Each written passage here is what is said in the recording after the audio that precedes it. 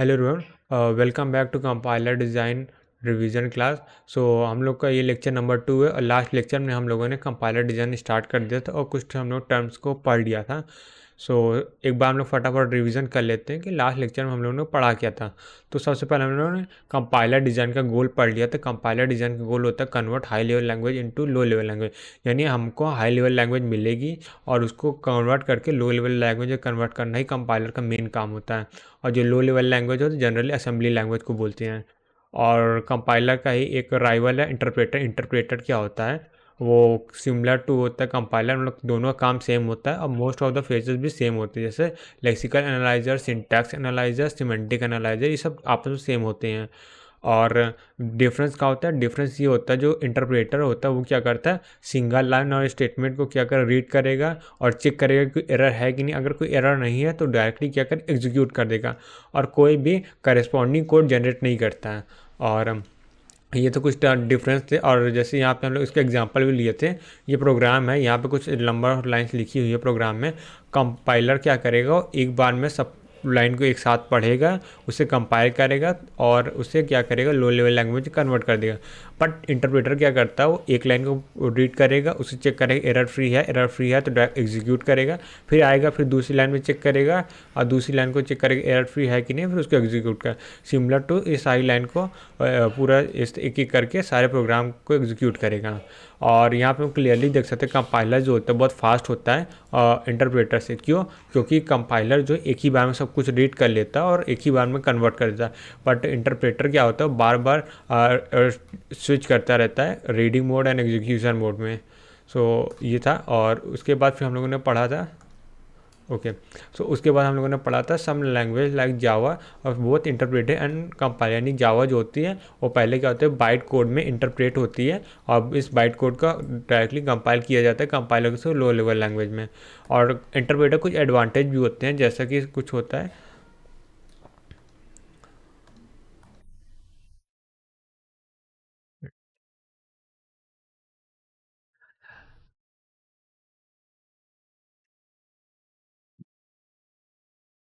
Okay. अब आते हैं एडवांटेज ऑफ इंटरप्रेटर में। तो इंटरप्रेटर के बहुत सारे मेनली दो एडवांटेज होते हैं। सबसे पहले क्या होता है, इंटरप्रेटर जो होता है सिंपल प्रोग्राम के लिए और जो एक बार एग्जीक्यूटेड होना उसके लिए इंटरप्रेटर प्रेफर किया जाता है।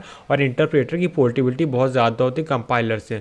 इसका मतलब अगर हम एक मशीन के लिए इंटरप्रेटर बना रहे हैं तो उसका दूसरे मशीन के लिए कन्वर्जन बहुत ज़्यादा ईजी होगा, कुछ ही लाइन ऑफ कोड चेंज करने होंगे कंपेयर टू कंपाइलर। कंपाइलर में क्या होगा, बहुत ज़्यादा लाइन को चेंज करना पड़ेगा जो कि हार्ड होता है। यानी कि पोर्टेबल ज़्यादा होता है और दूसरा क्या होता है सिंपल होता है। और इंटरप्रेटर सिंपल लैंग्वेज के लिए मतलब सिंपल प्रोग्राम के लिए होता है और एग्जीक्यूशन जो होता है वो केवल वंस जिन प्रोग्राम का होना होता है उसके लिए इंटरप्रेटर प्रेफर किया जाता है। तो हम लोग आ जाते हैं कि जो हम लोग की हाई लेवल लैंग्वेज होती है, जो हम लोग का सोर्स कोड होता है वो EXE कोड में कैसे कन्वर्ट होता है इस पर देखते हैं। तो सबसे पहले जो हम लोग का हाई लेवल लैंग्वेज होती है, जो सोर्स कोड होता है उसे प्री प्रोसेसर के पास भेजा जाता है। प्री प्रोसेसर क्या करता है, उसे pure high level language convert करता है। अभी प्योर हाई लेवल लैंग्वेज जाती है कंपाइलर के पास, कंपाइलर क्या करता है इसे असेंबली कोड में कन्वर्ट करके देता है, जिसे लो लेवल लैंग्वेज बोलते हैं। अभी असेंबली कोड क्या होती है, असेंबलर के पास जाती है। असेंबलर क्या करते हैं, इसे रीलोकेटेबल मशीन कोड में कन्वर्ट करता है। अब रीलोकेटेबल मशीन कोड जो होता है वो लिंकर लोडर के पास जाता है, जिससे EXE कोड मिलता है और जिसे एब्सोल्यूट मशीन कोड भी बोलते हैं। ओके, सो यहाँ तक हम लोगों ने आगे पढ़ लिया था। उसके बाद फिर हम लोगों ने पढ़ा था प्री प्रोसेसर। प्री प्रोसेसर में मेनली 3 काम होते हैं प्री प्रोसेसर के। सबसे पहले होता है माइक्रो प्रोसेसिंग। माइक्रो प्रोसेसिंग मतलब क्या होता है, जो आइडेंटिफायर होते हैं। और जैसे कि हम लोग लिखते हैं हैज़ डिफाइन 3.4 पाई 3.4 लिखे हैं तो जहाँ जहाँ पाई होगा वहाँ पे 3.4 रख देगा। ये जो आइडेंटिफायर होते हैं उसको उसके रिस्पेक्टिव वैल्यू के साथ रिप्लेस कर देता है। और दूसरा होता है फाइन इंक्लूजन। फाइन इंक्लूजन में हम जितनी भी हैश को इंक्लूड स्टेटमेंट का यूज़ करते हैं उसमें जितनी फाइल्स का यूज़ होता है उसको उस सब फाइल को इंक्लूड करना होता है मेन प्रोग्राम में। और फिर उसके बाद लैंग्वेज एक्सटेंशन। लैंग्वेज में कुछ फंक्शनैलिटी प्रोवाइड करना है, जैसे हम लोग डेटाबेस क्वेरी वगैरह करना है तो उसके लिए कुछ एडिशनल क्या होती है, जो कुछ एडिशनल फंक्शनैलिटी अगर ज़रूरत होती है तो उसका काम ये लैंग्वेज एक्सटेंशन करता है। ओके। फिर उसके बाद आता है असेंबलर। क्या होता है, जैसे अब यहाँ पे एक बार देख लेते हैं भाई, जैसे प्योर हाई लेवल लैंग्वेज क्या होता है, जो हैश डिफाइन वाले हैश वाले जितने भी स्टेटमेंट होते हैं और उनको हटा दिया जाता है तो ये प्योर हाई लेवल लैंग्वेज बन जाती है। अब उसके बाद आता है कंपाइलर। कंपाइलर वाला फिर हम लोग आगे पढ़ते हैं। तो उसके बाद आता है असेंबलर। असेंबलर क्या होता है? असेंबलर को जो इनपुट मिलता है वो असेंबली कोड मिलता है। तो असेंबली कोड क्या होता है? असेंबली कोड में क्या करते हैं हम लोग, कोई भी स्टेटमेंट लिखने के लिए बाइनरी कोड की जगह उसके लिए कोई सिंबल या फिर नेम का यूज़ करते हैं। जैसे ये कुछ ऐसे स्टेटमेंट लिखा हुआ है, यहाँ पे इसका मतलब ऐड हो सकता है, ए हो सकता है, बी हो सकता है, कुछ भी होता है स्टेटमेंट का। तो अगर हम लोग प्योर मशीन कोड को देखें तो ये क्या बाइनरी में ऐसा कुछ कोड लिखा होगा, बट हम लोग अपनी अंडरस्टैंडिंग के लिए इसे कुछ नेम दे देते हैं या कुछ सिंबल दे देते हैं। तो ये होता है असेंबली कोड। और असेंबली कोड के लिए फिर असेंबलर आता है। असेंबलर क्या करता है, जो ये मेमोरी उसको असाइन करना, जैसे हम लोग कोई वेरिएबल डिक्लेयर किया तो उसको मेमोरी असाइन करना हो गया। ये सब काम कौन करता है? ये सब काम करता है, ये करता है असेंबलर करता है। फिर उसके बाद आता है लिंकर लोडर। लिंकर लोडर का मेन काम होता है, जैसे ये हो गया हम लोग का जैसे मेन प्रोग्राम होगा। मेन प्रोग्राम में क्या होता है, अगर हम उसको मेन मेमोरी में कन्वर्ट करते हैं, मेन मेमोरी में जब एग्जीक्यूट करते हैं तो एड्रेसेस चेंजेस होते हैं। तो ये एड्रेस चेंजेस का सारा काम जो है वो लिंकर लोडर ही संभालता है। तो ये क्या करता है, रिलोकेटेबल मशीन कोड होता है जो असेंबलर हमको देता है, ये एग्जीक्यूटेबल फाइल में कन्वर्ट करता है। ओके, सो लिंकर लोडर में भी बहुत सारे काम होते हैं। सबसे पहले क्या होता है, सबसे पहले लिंकिंग सेक्शन होता है। लिंकिंग सेक्शन क्या करता है, जब भी जैसे हम लोग मेन फंक्शन में बहुत सारे फंक्शन कॉल होते हैं, जितनी फंक्शन कॉल वाली फाइल होती है सब फाइल को लेता है और एक फाइल में मर्ज कर देता है, जिससे EXE फाइल बोलती है, एग्जीक्यूटिबल फाइल बोलते हैं। तो इस प्रोसेस को लिंकिंग बोलते हैं। और उसके बाद फिर आता है लिंकर। लिंकर क्या करता है, जितने भी ये फंक्शन कॉल का कोड होता है वो मेन प्रोग्राम में इंक्लूड करता है। जितने भी हम लोग को फंक्शन कॉल्स या कुछ भी हम लोग को बैकएंड में कुछ कॉल्स की ज़रूरत है, सो वो कौन हैंडल करता है? लिंकर करता है। यानी कि जितने भी हम लोग को एग्जीक्यूशन कराना है, मतलब एग्जीक्यूशन मतलब जितने भी हम लोग को फंक्शन कॉल हम लोग कराते हैं, सो फंक्शन कॉल का जो कोड होता है वो क्या है, फंक्शन का जो कोड होता है वो जो मेन मेमोरी में लिंकर लेके आता है। और उसके बाद अब आता है लोडर। क्या है लोडर? काम क्या होता है, जो भी हम लोग का PCB बनता है, प्रोसेस कंट्रोल ब्लॉक, उसमें जितनी भी हम लोग के स्टैक होते हैं, रजिस्टर होते हैं और फाइल होती है, इन सबको क्या करता है, इनिशलाइज करता है। और जो प्रोग्राम का एग्जीक्यूशन है वो भी लोडर ही स्टार्ट करता है। और जो एड्रेस रिलेटेड प्रॉब्लम होती है अगर फाइल में, वो भी क्या करता है, लोडर का ही काम होता है सॉल्व करना। तो ये मोटा मोटा हम लोगों ने देख लिया कैसे क्या होता है। अब आते हैं कंपाइलर में। कंपाइलर में फेजेस देखते हैं। सो मेनली कंपाइलर में 6 फेजेस होते हैं: lexical analyzer, syntax analyzer, semantic analyzer और intermediate code generator, code optimizer, target code generator. So सबसे पहले हम लोग के पास क्या आता है, प्योर हाई लेवल लैंग्वेज है। प्री प्रोसेसर के बाद हम लोग को प्योर हाई लेवल लैंग्वेज मिलती है जो कि कंपाइलर के पास आता है। फिर compiler pure high level language को लिंकर लेक्सिकल एनालाइजर के पास लेके जाता है, जिससे हम लोग को टोकन मिलता है। और टोकन सिंटैक्स एनालाइजर के पास जाता है, जिससे हम लोग को पास ट्री मिलता है। और ये पास ट्री का होता है सिमेंटिक एनालाइजर के पास जाता है, जिससे सिमेंटिक या एनोटेटेड पास ट्री मिलता है। एनोटेटेड पास ट्री क्या होता है, इंटरमीडिएट कोड जनरेटर के पास जाता है, जिससे हम लोग को इंटरमीडिएट कोड मिलता है। फिर उसके बाद कोड ऑप्टिमाइजर आता है जो कोड को ऑप्टिमाइज करेगा। फिर टारगेट कोड जनरेटर आता है, जिससे हम लोग को टारगेट वाला कोड मिल जाएगा। और इन सब में जो डेटा पास होता है उसके लिए हम लोग सिंबल टेबल का यूज़ करते हैं। और कुछ भी इनकेस एरर आता है उसको हैंडल करने के लिए एरर हैंडलर होता है। तो ये फेजेस और कंपाइलर हैं। और फिर कंपाइलर में फेजेस को हम लोग थोड़ा सा इंडेप्थ पढ़ लेते हैं, हम लोग ऊपर से भी ओवरव्यू ले लेते हैं। फिर इसके इंडेप्थ एनालिसिस हम लोग को आगे चैप्टर में करना है। तो लेक्सिकल एनालाइजर की बात करते हैं, इसका स्कैनर भी बोलते हैं। सो लेक्सिकल एनालाइजर क्योंकि हम लोग स्ट्रीम ऑफ कैरेक्टर मिलता है, उसको टोकन में कन्वर्ट करना रहता है, मेन काम इसका होता है। और क्रिएट कंस्ट्रक्ट का है सिंबल टाइप, यानी इसके मेनली 2 काम होते हैं। सबसे जो कैरेक्टर का हम लोग को स्ट्रीम मिलती है उसको टोकन कैरेक्टर मिलेगा, उसे टोकन में कन्वर्ट करना होगा। दूसरा क्या होगा, कंस्ट्रक्ट सिंबल टेबल बनाना। और टोकन मेनली कहते हैं 4 तरह के हो सकते हैं। कीवर्ड, टोकन में 4 चीज़ें हो सकती है, कीवर्ड हो सकता है, आइडेंटिफायर हो सकता है।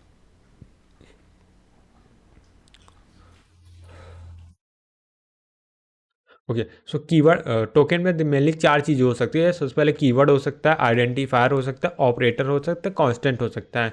जैसे कि यहाँ पे हमने एग्जांपल भी लिया था, ये कोई स्टेटमेंट लिखा है यहाँ पे, ये क्या एफ जैसे कीवर्ड है, ब्रैकेट ऑपरेटर है, एक्स क्या आइडेंटिफायर है, ये ऑपरेटर है, आइडेंटिफायर है, ऑपरेटर है, आइडेंटिफायर है, ऑपरेटर है, ये कांस्टेंट है, न्यूमेरिक कांस्टेंट है, ये ऐसे था। तो टोटल यहाँ पे टोकन कितने होंगे, 9 हो गए। 1 2 3 4 5 6 7 8 9।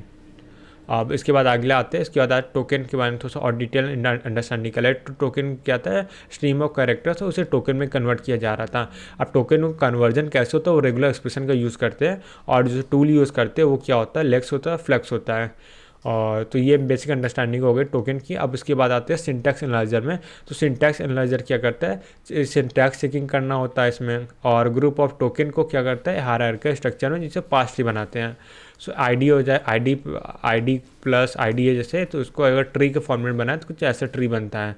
सो इसके लिए जो रूल्स होता है सिंटैक्स के लिए, वो होता है कॉन्टेक्स्ट फ्री ग्रामर होता है। ओके, सो कॉन्टेक्स्ट फ्री, जैसे हम लोग को ये कॉन्टेक्स्ट फ्री ग्रामर दिया गया है, expression expression plus expression, expression into expression, expression bracket में है।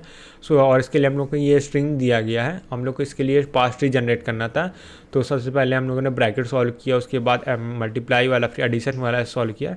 सो ये हम लोग को पास ट्री जनरेट करके आया था। फिर उसके बाद हम लोग को आता है सिमेंटिक एनालाइजर, और सिमेंटिक एनालाइजर का काम क्या होता है, मेन काम होता है टाइप चेकिंग। ये बहुत ज़्यादा इंपॉर्टेंट चीज़ है। बहुत लोग टाइप चेकिंग को सिंटैक्स एनालाइजर का पार्ट समझते हैं, बट सिमेंटिक एनालाइजर का पार्ट होता है टाइप चेकिंग होता है, मतलब मीनिंगफुली होना चाहिए। अब जैसे ए प्लस बी दिया है, फिर तो सिंटैक्स एनालाइजर इसे करेक्ट कर देगा, क्योंकि ए आइडेंटिफायर है, बी आइडेंटिफायर और a binary plus binary operator है। सो ये अगर ये ऐसे ए एरे हो गया, बी स्ट्रिंग हो गया, तो आपस में कंपैटिबल नहीं है, तो ये यहाँ पे सिमेंटिक एनालाइजर एरर जनरेट करके देगा। सो ये हम लोग पढ़ लिया था। जैसे स्टैटिक टाइप चेकिंग जिसे बोलते हैं, इस जो प्रोसेस को अपने बोले वो स्टैटिक टाइप चेकिंग बोलते हैं। सो ये स्टैटिक टाइप चेकिंग जो पार्ट होता है वो किसका होता है, सिमेंटिक एनालाइजर, सिंटैक्स एनालाइजर का नहीं होता है। ओके, और जो ये सब इंफॉर्मेशन आपस में शेयर होती रहती है किसके थ्रू, सिंबल टेबल के थ्रू। फिर उसके बाद हम लोग पढ़ते हैं इंटरमीडिएट कोड जनरेटर। तो इंटरमीडिएट कोड जनरेटर क्या होता है, ये क्या करता है, सिमेंटिक पास ट्री जो हम लोगों ने लास्ट फेज में जनरेट किया उसे इंटरमीडिएट कोड में कन्वर्ट कर देगा।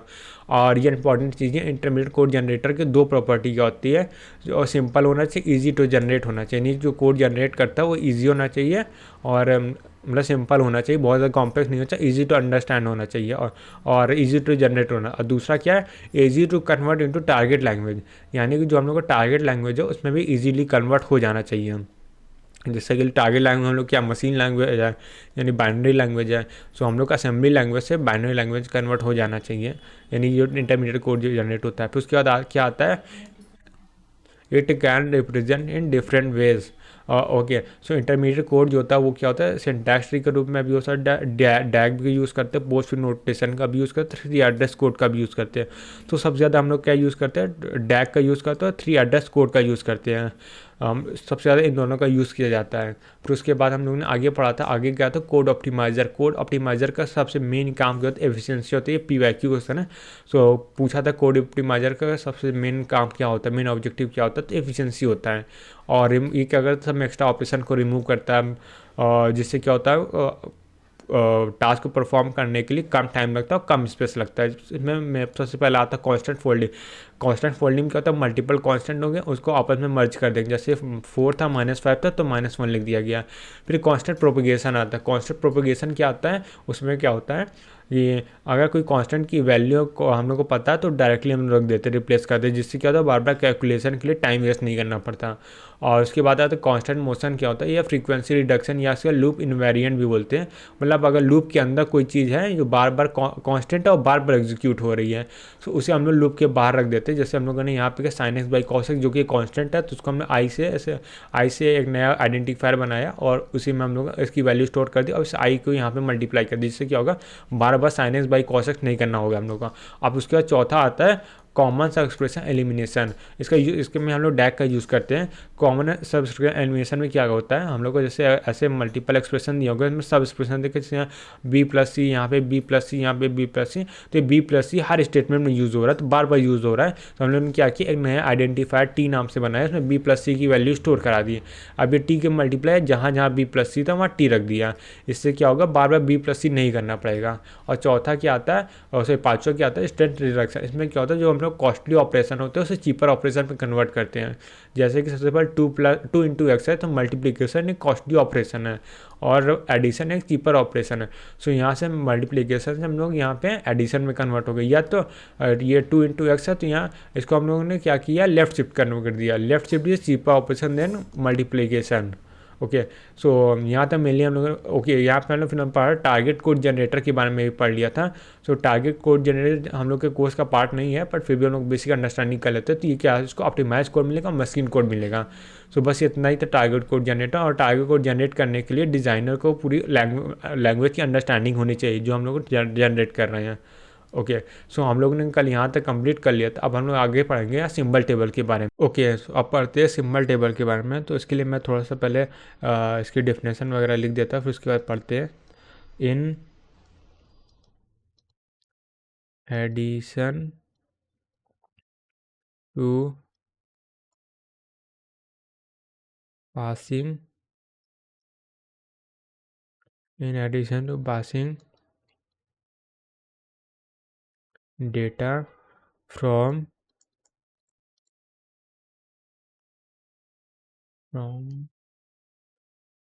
one phase to another phase,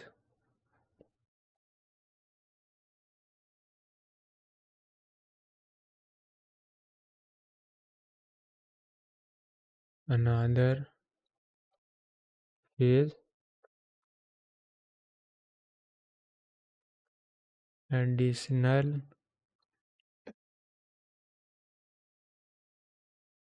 information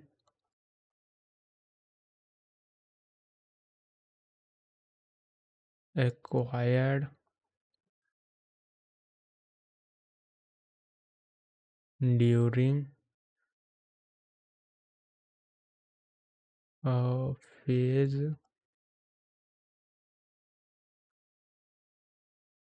may be needed by later phase.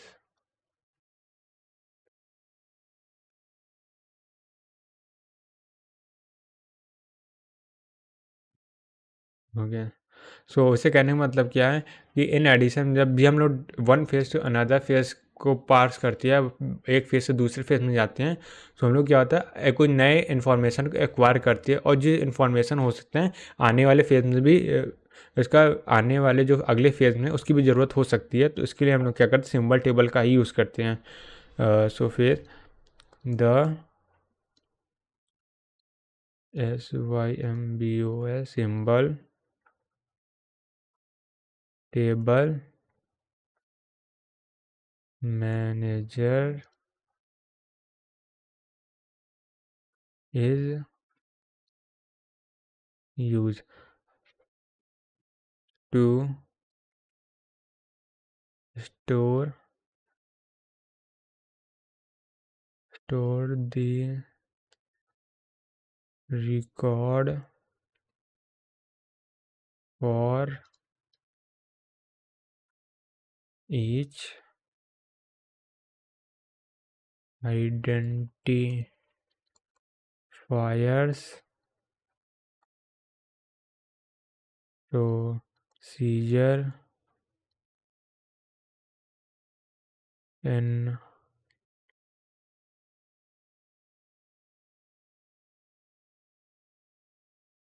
encountered in the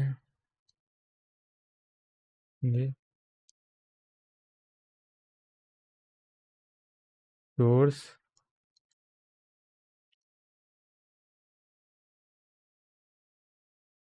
language with relevance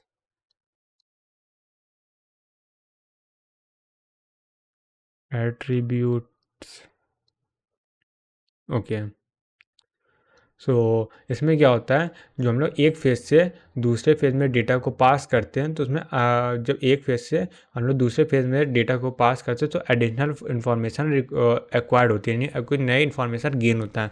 so during the phase may be needed by the later phase, यानी कि जो information हम लोग को अभी required हुई वो आने वाले फेज में भी उसकी ज़रूरत हो सकती है। तो इसलिए सिंबल टेबल मैनेजर का यूज़ किया जाता है, तो इस जो एक्स्ट्रा इन्फॉर्मेशन हम लोग को जो मिली है उससे क्या हुआ स्टोर किया जा सके। अब ये इन्फॉर्मेशन में क्या हो सकता है, आइडेंटिफायर हो सकता है, जो मतलब प्रोसीजर फॉलो किए हैं उससे थ्रू कोई इन्फॉर्मेशन हो सकती है, कोई एट्रीब्यूट्स वगैरह हो सकते हैं। सो इसको क्या कह रहा है, सिंबल टेबल में स्टोर किया जाता है, और ये इसको मैनेज कौन करता है, सिंबल टेबल मैनेजर ही मैनेज करता है। अब इसका एग्जाम्पल देख लेते हैं। जैसे अगर हम लोग पास यहाँ पे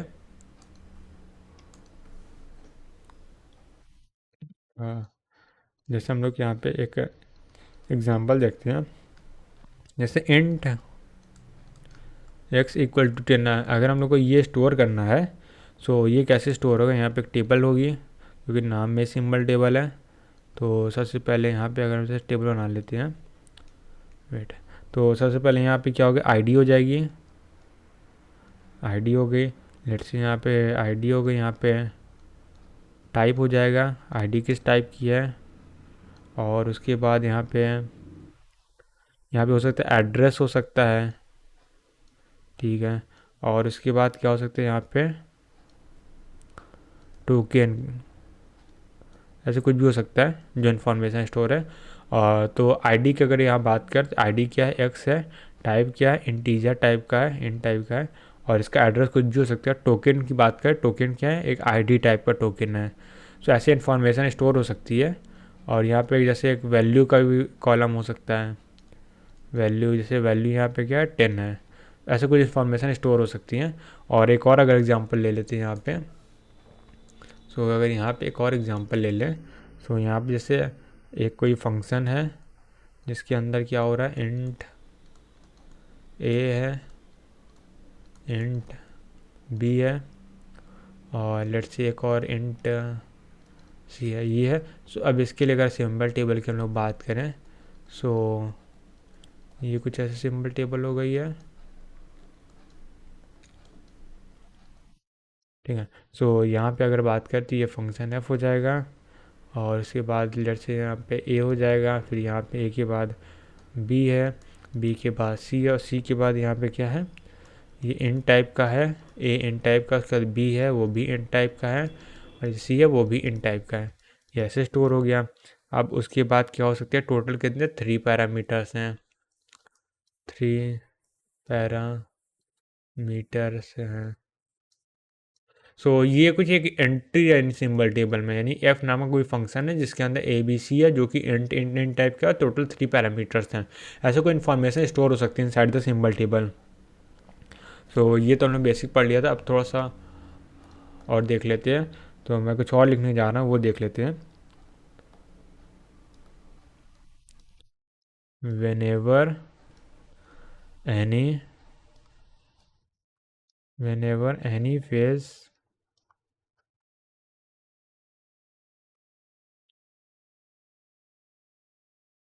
encounter new information,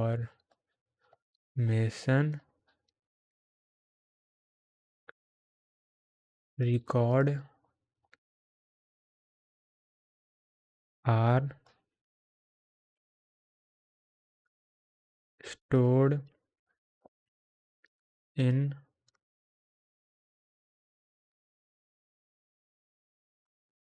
symbol table। सो इसमें कैसे कहने की क्या मतलब है, जब भी हम लोग कोई नई इन्फॉर्मेशन एक्वायर करते हैं फेजेस में, तो उस टेबल को, उस रिकॉर्ड को स्टोर किया जाता है सिंबल टेबल में, जो कि हम लोग ऑलरेडी कर रहे हैं। और फिर उसके बाद अगर एक पॉइंट और मैं लिखूँ, तो ये क्या हो जाएगा, और ये तो हो गया हम लोग स्टोर का। अब यूज़ कैसे करना है उसके बारे में थोड़ा लिख देते हैं। Whenever any phase require any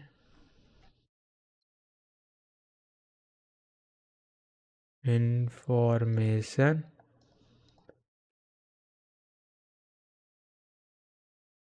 the record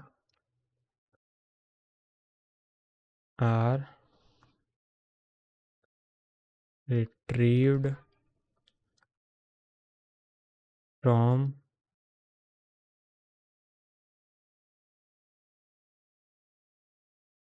symbol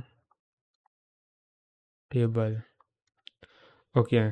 सो ये क्या हो जाएगा, जैसे हम लोग कोई नए फेज में कोई भी नई इन्फॉर्मेशन एक्वायर्ड होती है, उससे हम लोग सिंबल टेबल में स्टोर कर देंगे, और जब भी ज़रूरत होगी तो सिंबल टेबल से हम लोग डेटा को रिट्रीव कर लेंगे।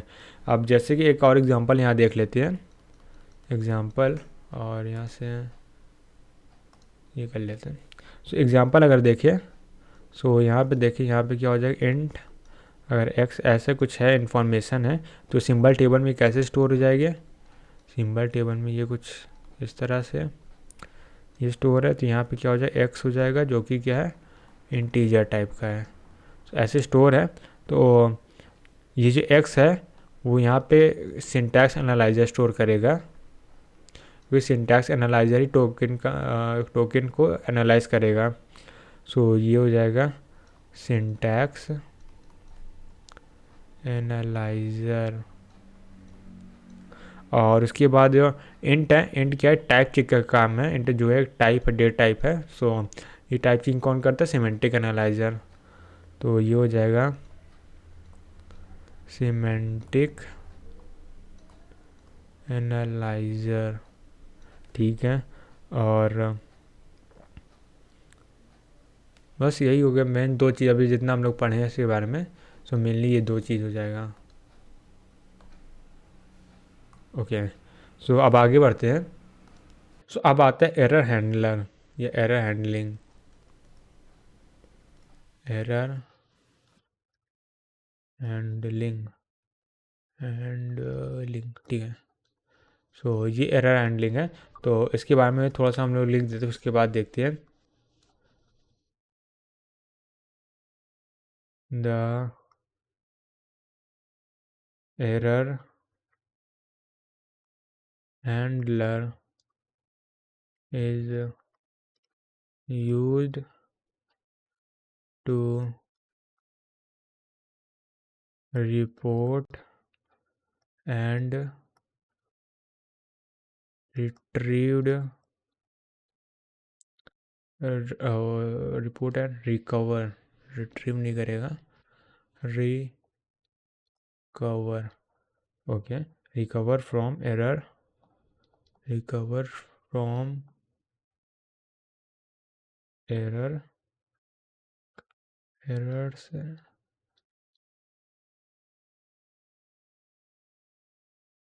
Encounter in the source program. तो एरर हैंडलर क्या करता है, जितने भी एरर होते हैं उसको रिपोर्ट और रिकवर करने का काम एरर हैंडलर का होता है। और इसके लिए अगला पॉइंट लिखें। सो इसके लिख सकते हैं good good compiler should not stop on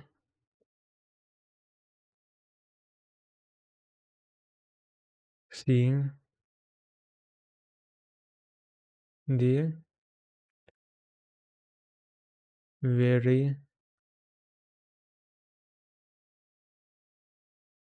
first error. So एक अच्छा कंपाइलर क्या होता है, अगर पहली बार कोई एरर आता है तो उसे देख के स्टॉप नहीं करना चाहिए, उसे सॉल्व और हैंडल करने का ट्राई करना चाहिए। सो अब अगला पॉइंट लिखते हैं। तो ये क्या हो जाएगा, ईच फेज में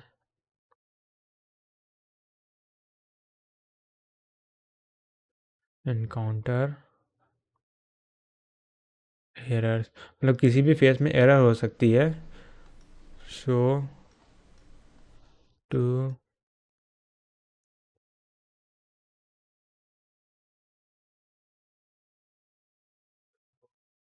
to deal with errors and to continue, continue, NUM, okay, wait, okay, so continue further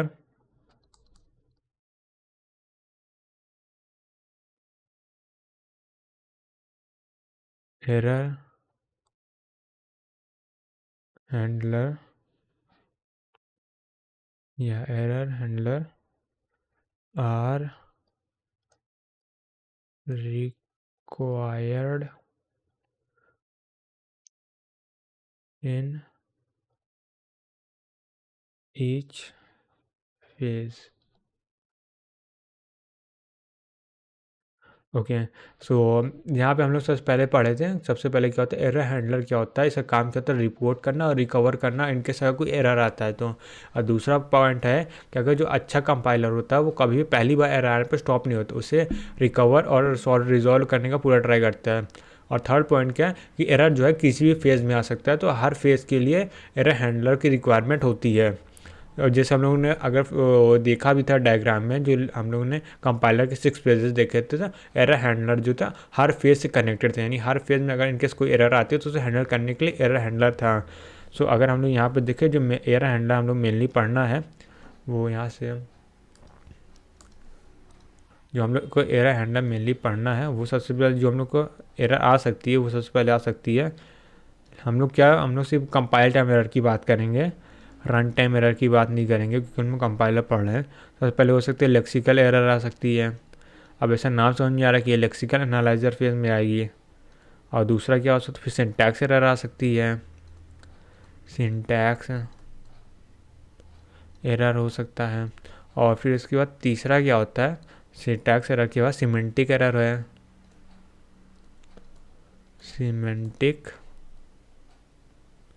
error. Okay. So ये हो गया मेनली 3 टाइप्स ऑफ एरर होती है जो कि हम लोग को पढ़ना है। और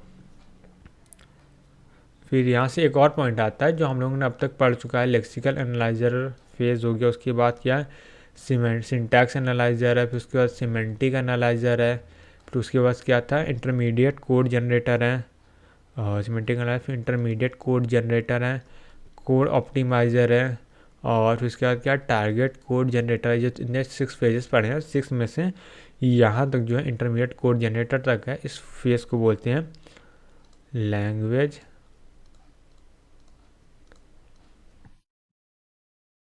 लैंग्वेज डिपेंडेंट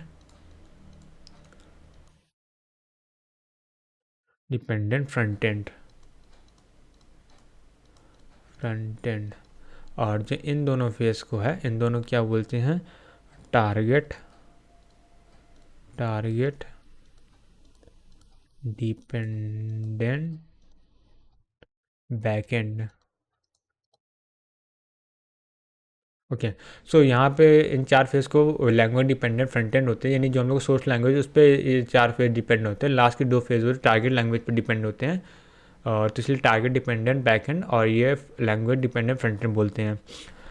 सो उसके बाद हम लोग आते हैं लेक्सिकल एनालाइजर पे, अब थोड़ा सा डिटेल में स्टडी करते हैं हर पॉइंट को। अब तक क्या हम लोगों ने ऊपर ऊपर से एक ओवरव्यू कर लिया कि लेक्सिकल एनालाइजर का काम क्या होता है, टोकन जो हम लोग को सोर्स ऑफ कैरेक्टर मिल रहा है उसे स्ट्रीम ऑफ टोकन में कन्वर्ट करना होता है। और टोकन जो होते हैं मेनली 4 तरह के हो सकते हैं, पहले कीवर्ड होता है, आइडेंटिफायर होता है, कांस्टेंट होता है और ऑपरेटर होता है। तो टोटल 4 तरह के टोकन हो सकते हैं, ये हम लोग ऑलरेडी पढ़ चुके हैं। अब हम लोग पढ़ते हैं लेक्सिकल एनालाइजर को इन डेप्थ में। तो यहाँ पे मैं हेडिंग डाल लेता हूँ या इसको नए पेज से स्टार्ट करते हैं। सो यहाँ पे बात करते हैं लेक्सिकल एनालाइजर। सो लेक्सिकल एनालाइजर है, सो उसके बारे में थोड़ा सा थ्योरी लिख देता हूँ क्योंकि हम लोग लास्ट बार थ्योरी नहीं पढ़ा था इसके बारे में, डायरेक्टली हम लोगों ने शॉर्ट नोट्स टाइप का लिख लिया था। तो यहाँ देख लेते हैं lexical analysis is the act of linking down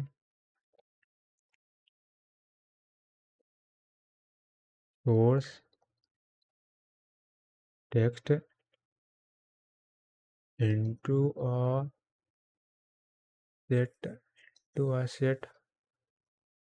set of words called tokens। ठीक है।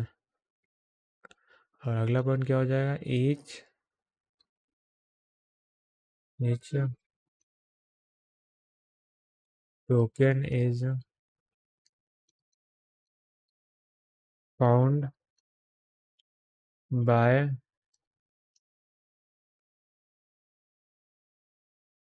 matching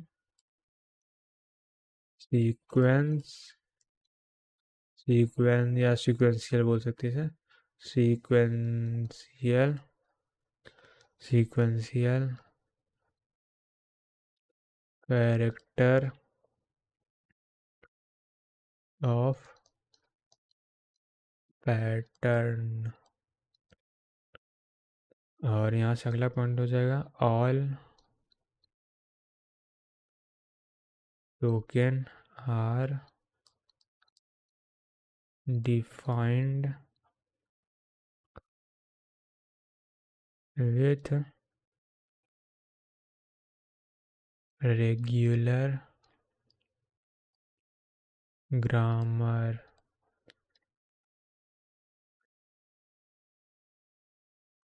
and lexical analyzer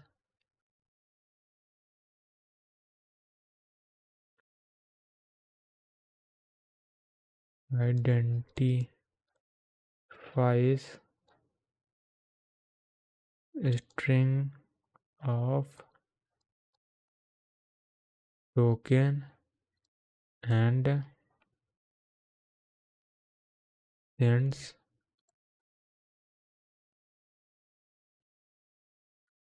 them to syntax analyzer for parsing. Okay, so lexical analyser क्या होता है, लेक्सिकल एनालाइजर क्या होता है, act of linking down the source of text. जो हम लोग टेक्स्ट मिलता है, यानी जो कैरेक्टर स्ट्रीम कैरेक्टर की हम लोग बात कर रहे थे, उसे टेक्स्ट भी बोलते हैं। तो वो जो सोर्स टेक्स्ट मिलता है उसे टोकन में कन्वर्ट करता है, जो कि हम लोग ऑलरेडी पढ़ चुके हैं। अब ये टोकन जो मैचिंग होती है वो क्या होता है, सीक्वेंस ऑफ कुछ कैरेक्टर होंगे और उससे हम लोग को कुछ किसी एल्गोरिथम लगा के हम लोग उसको आइडेंटिफाई करेंगे और उस सीक्वेंस को हम लोग पैटर्न के थ्रू, यानी जो पैटर्न है यहाँ पे, ओके, सो ये जो कुछ पैटर्न होंगे उन पैटर्न के अकॉर्डिंगली हम लोग से टोकन में आइडेंटिफाई करेंगे। अब इस आइडेंटिफाई के लिए रेगुलर ग्रामर का यूज़ किया जाता है, जैसे मैंने लास्ट में बताया था कि हम लोग फाइनाइट ऑटोमेटा या रेगुलर ग्रामर का ही यूज़ करते हैं। इसके क्या होता है, जो टोकन होते हैं अब उसे क्या किया जाता है कि सिंटैक्स एनालाइजर को हम लोग भेज देते हैं फॉर पार्सिंग के लिए, जिससे हम लोग को पार्स टाइम मिलता है उसके बाद। ये तब बेसिक ऑफ लेक्सिकल एनालाइजर। तो अब इसके आगे बढ़ते हैं और उसको थोड़ा सा इन डेप्थ पढ़ते हैं।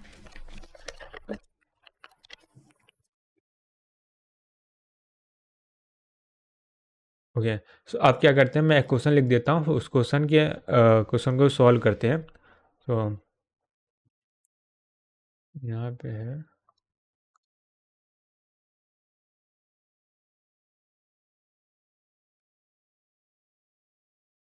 तो मैं एग्जांपल डाल देता हूँ। यहाँ पे एग्जांपल हो गया, लेट्स से हम लोग को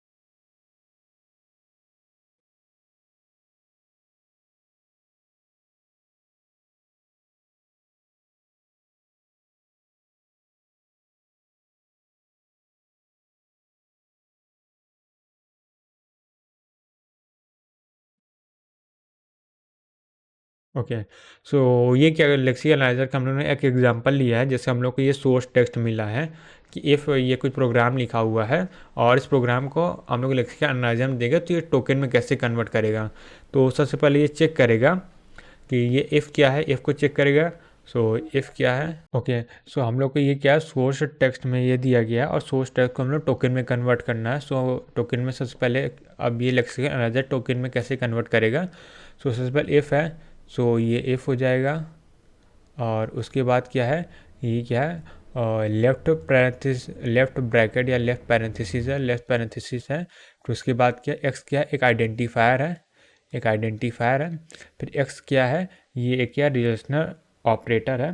सो एक्स हो गया आइडेंटिफायर और ये लेस देन या ग्रेटर देन एक्स वाला साइन, ग्रेटर देन साइन है। ये क्या है, ये है relationship operator, relational operator, relational operator है। उसके बाद वन क्या है, न्यूमेरिक कांस्टेंट है, तो ये एक नंबर है। और उसके बाद क्या है, फिर यहाँ पे राइट पैरेंथेसिस है, तो यह राइट पैरेंथेसिस है। उसके बाद क्या है, ये ओपन ब्रैकेट है, या तो इसके लेफ्ट ब्रैकेट है, इसको लेफ्ट ब्रैकेट बोलेंगे। तो ये यहाँ पे हो जाए। उसके बाद दूसरा लाइन आती है x equal to x plus one. तो एक्स क्या है, एक आइडेंटिफायर है, इक्वल टू क्या है, एक असाइनमेंट ऑपरेटर है, S G M assignment operator है। और इसके बाद एक्स क्या है, एक आईडी है, एक आईडी है, प्लस क्या है, एक एडिशनल ऑपरेटर है, एडिशनल ऑपरेटर है। फिर वन क्या है, एक न्यूमेरिक कांस्टेंट है, सो न्यूमेरिक कांस्टेंट है। और उसके बाद क्या है, यहाँ पे आता है, ये होता है राइट ब्रैकेट हो गया। फिर एल्स क्या है, एल्स एक कीवर्ड है, सो कीवर्ड हो जाएगा एल्स। और उसके बाद क्या है, लेफ्ट ब्रैकेट है। फिर यहाँ पे x equal to x minus one, x क्या आईडी है।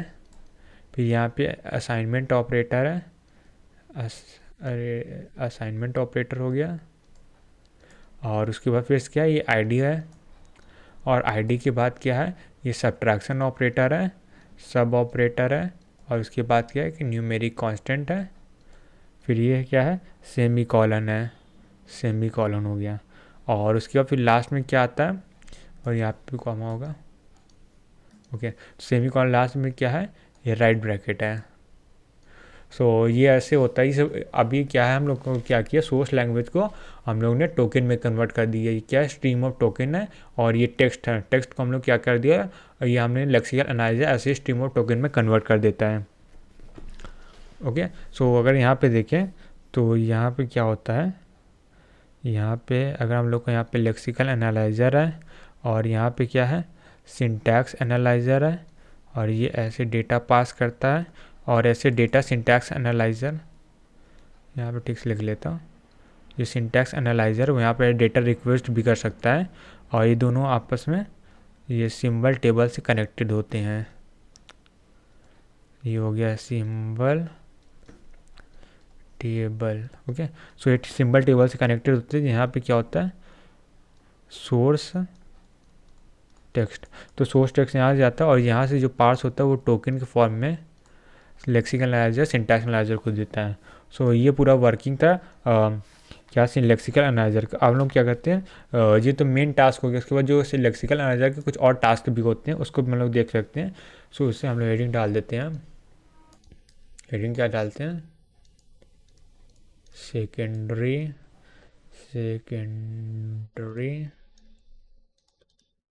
Task of lexical analyser, okay.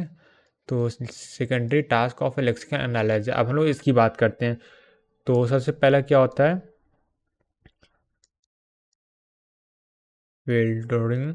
और इसके पहले जो हम लोग मेन जो कन्वर्जन वाला पार्ट पढ़ा, वो मेन टास्क होता है लेक्सिकल एनालाइजर का। और कुछ ऐसे साइड में कुछ और भी काम होते हैं, कमेंट लाइन, यानी कि जो हम लोग कमेंट लाइन होते हैं उसे रिमूव करना सोर्स टेक्स्ट से, या तो कोई वाइट स्पेस हो, वाइट स्पेस उसको रिमूव करना हो गया। और क्या हो सकता है, कुछ वाइट स्पेस टैब हो सकता है, वाइट स्पेस टैब हो सकता है। और क्या हो सकता है, न्यू लाइन हो सकता है, जैसे न्यू लाइन है, न्यू लाइन भी हो सकता है। these are not required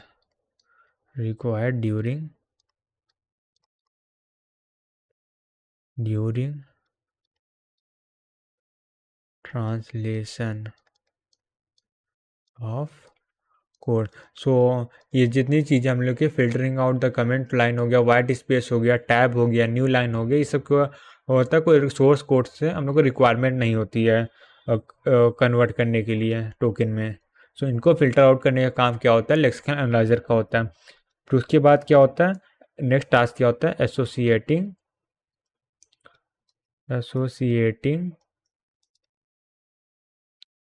associating the end message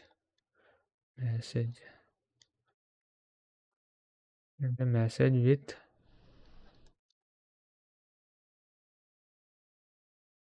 line number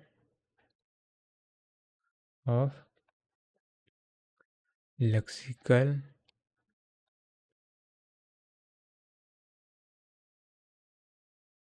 analyzer reach the source code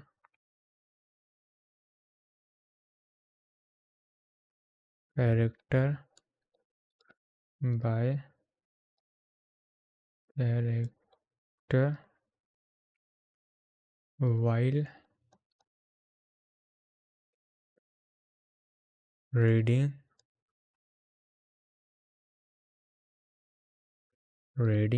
reading it.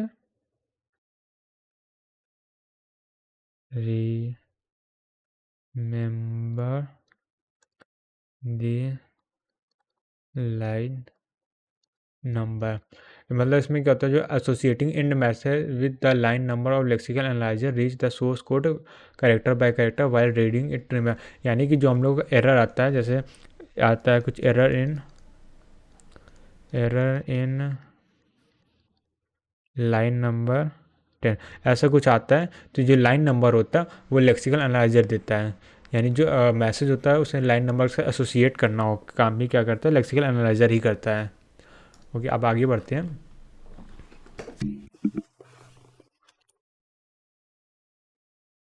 अब यहाँ पे कुछ 3-4 टर्म आती हैं, मेनली 3 टर्म होती हैं। तो सबसे पहला होता है टोकन। अब आता है टोकन होता है, पैटर्न होता है, लेक्सिम्स होता है। अब इन तीनों में डिफरेंस क्या होता है, सिमिलरिटीज़ क्या होती है, वो देख लेते हैं। सो सबसे पहले रहेगा टोकन क्या होता है। सो टोकन क्या होता है, ग्रुप ऑफ कैरेक्टर होता है।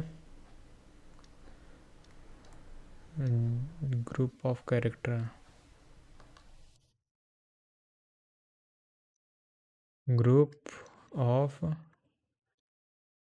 कैरेक्टर होता है, कैरेक्टर विथ लॉजिकल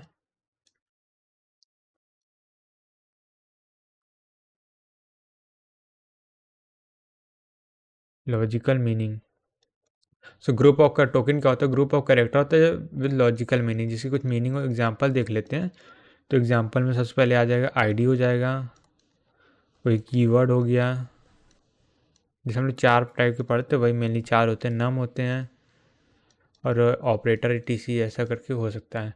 अब उसके बाद फिर अगला आता है, अगला टोकन हो गया। टोकन के बाद आता है पैटर्न, हम लोगों ने पढ़ा था।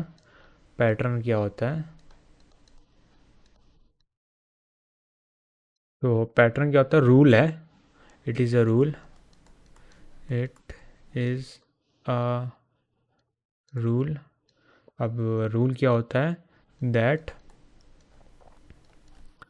Describe the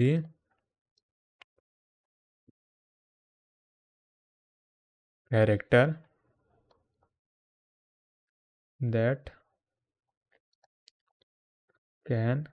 that can be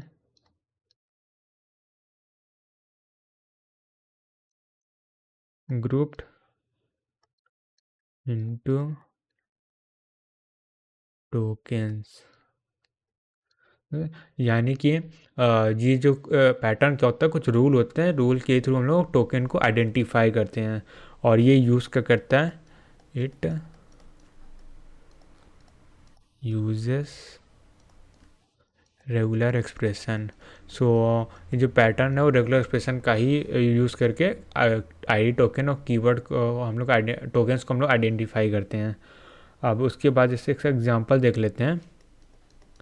एक तो एग्जांपल क्या हो सकता है इसका, एग्जांपल अगर मान लेते हैं यहाँ पे एक पैटर्न है, पैटर्न और rule for identification,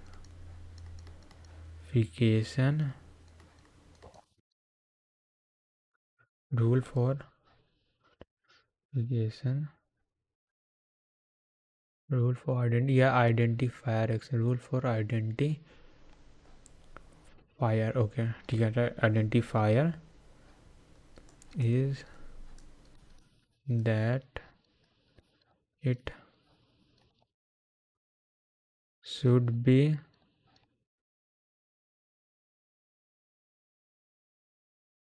start with a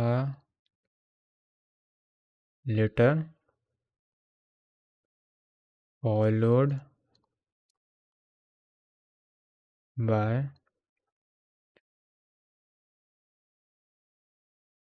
a number और लेटर और डिजिट। ओके, सो जैसे कि हम लोग आइडेंटिफायर का रूल्स होता है कि वो स्टार्ट होता है लेटर से, उसके बाद क्या नंबर भी आ सकता है, लेटर भी आ सकता है, डिजिट भी आ सकता है। सो पैटर्न इसको आइडेंटिफाई करता है, मतलब पैटर्न क्या रूल है। सो आइडेंटिफायर को आइडेंटिफाई करने के लिए जो रूल होता है उसे पैटर्न बोलते हैं। किस पैटर्न पे ये आइडेंटिफायर बेस्ड है। सो अगर ये पैटर्न हम लोग मिलता है किसी भी टेक्स्ट में, सो अगर वो पैटर्न एग्जैक्ट मैच करता है तो वो टोकन है। और टोकन कौन सा, आइडेंटिफायर वाला टाइप का टोकन है।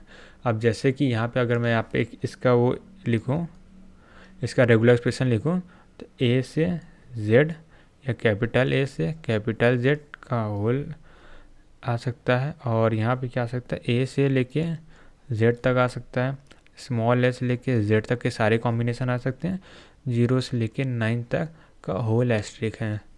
सो अगर इरेगुलर एक्सप्रेशन है, सो इसके थ्रू हम लोग अगर इस पैटर्न में से अगर कोई भी पैटर्न अगर टेक्स्ट में मिलता है, सो उसके थ्रू टोकन को आइडेंटिफाई किया जाता है, तो ये पैटर्न होता है। अब इसके बाद एक लास्ट आता है, वो उससे बोलते हैं लेग्जीम्स।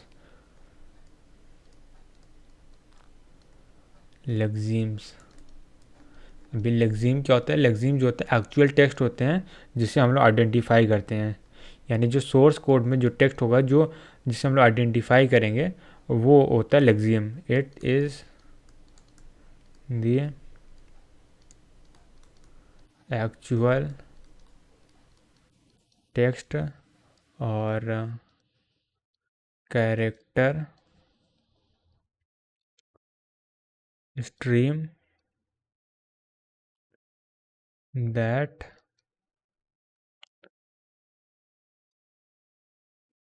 that matches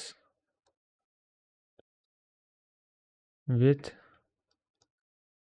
the pattern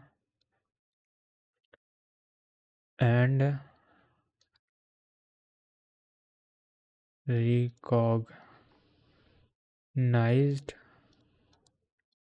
recognized as token. So जो एक्चुअल टेक्स्ट होता है जिसको हम लोग आइडेंटिफाई करके टोकन में कन्वर्ट, टोकन जिसको हम लोग आइडेंटिफाई करते हैं वो होता है, ये लेग्जीम उससे होता है। जैसे यहाँ पे अगर हम लोग देखें ये जैसे कि हम लोग यहाँ पे देखें तो ये इफ़ एक लेग्जीम है, जितने भी सोर्स टेक्स्ट हैं सब लेग्जीम है। और ये जो हम लोग का ये सब टोकन है। और जो हम लोग ये लेक्सिकल एनालाइजर जो रूल लगाता है और जो पैटर्न होता है वो क्या होता है, पैटर्न जो रूल्स लगाते हैं उसे पैटर्न बोलते हैं। ये लेग्जीम है, यहाँ पे जो हम लोग का रूल्स है वो पैटर्न, और जो हम लोग का रिजल्ट आ रहा है सब टोकन में है, जो कन्वर्ज करके रिजल्ट आ रहा है। तो इसका हम लोग एक और एग्जांपल देख लेते हैं तो थोड़ा सा बेटर अंडरस्टैंडिंग हो जाए। तो इसके लिए अगर हम लोग यहाँ पे टेबल बना लेते हैं, या पहले इसका एक एग्जांपल देख लेते हैं खाली इसका, फिर उसके बाद बनाते हैं टेबल। जैसे इसका अगर हम लोग एग्जांपल देख लें, सो फ्लोट की इक्वल टू 1.2 सेमीकोलन। सो ये जो एक्चुअल टेक्स्ट है हम लोग का इनपुट में मिला है, ये क्या है, ये लेक्सिम है। और जो हम लोग का जो रूल्स होता है वो पैटर्न होता है, और जो रिजल्ट आता है वो क्या होता है, टोकन में कन्वर्ट होता है। जैसे कि एक एग्जांपल देख लेते हैं। अगर यहाँ पे अगर हम बात करें, सबसे पहले क्या आएगा, लेक्सिम ही होता है, जो सोर्स कोड होता है वो लेक्सिम होता है। सो ये लेक्सिम हो जाएगा।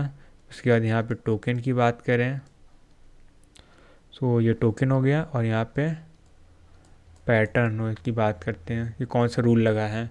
तो सबसे पहले हम लोग बात करते हैं, अगर हम लेक्सिम की बात करें, सो लेक्सिम में क्या हो जाएगा, पहले फ्लोट है यहाँ पे, तो यहाँ पे फ्लोट हो गया।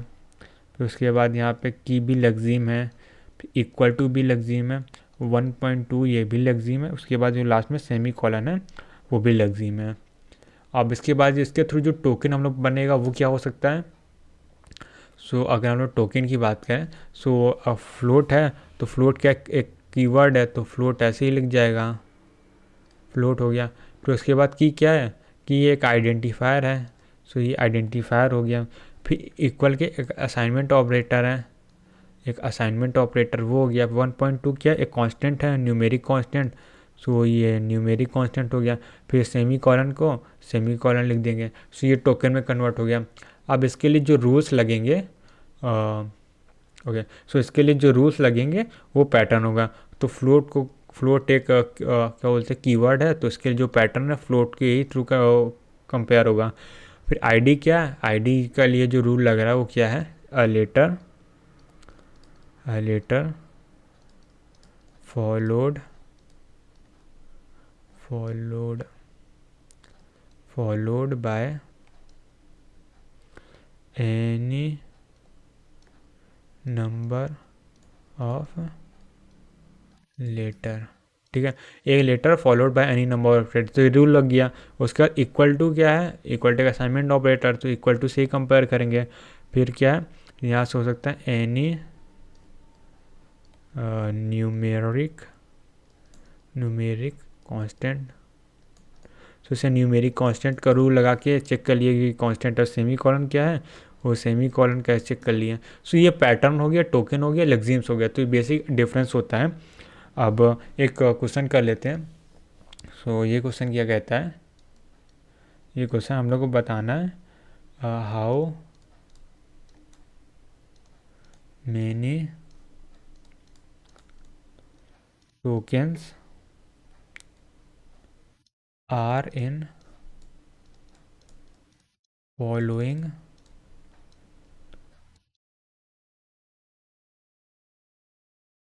प्रोग्राम। ठीक है, how many tokens are in following programme.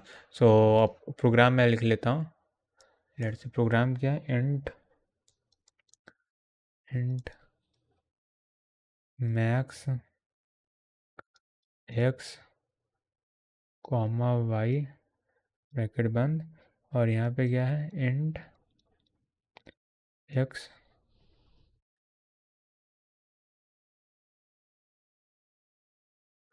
Comma y semicolon, और यहाँ पे लिखा गया है find the max of x and y, ऐसे करके लिखा। सो ये क्वेश्चन है, तो अब इसे सॉल्व करते हैं। तो यहाँ पे सबसे पहले क्या हो जाएगा, एक इंट एक टोकन हो जाएगा, मैक्स एक टोकन है, ब्रैकेट टोकन है, सर्कल ये एक्स टोकन है, कॉमा हो गया, वाई हो गया, फिर ये ब्रैकेट हो गया, फिर ये इंट हो गया, एक्स हो गया, ये ब्रैकेट हो गया, वाई हो गया, सेमी कॉलन हो गया। और हम लोग इसको काउंट नहीं करते क्योंकि इसे हम लोग लेक्सिकल एनालाइजर फिल्टर आउट कर देता है। तो टोटल कितने हो गए, 1 हो गया, 2 हो गया, 3 हो गया, 4 हो गया, 5 हो गया, 6 हो गया, 7 हो गया, वैसे 1 2 3 4 5 6 7 8 9 10 11 12। तो टोटल नंबर ऑफ टोकन कितने हो जाएंगे, 12 tokens.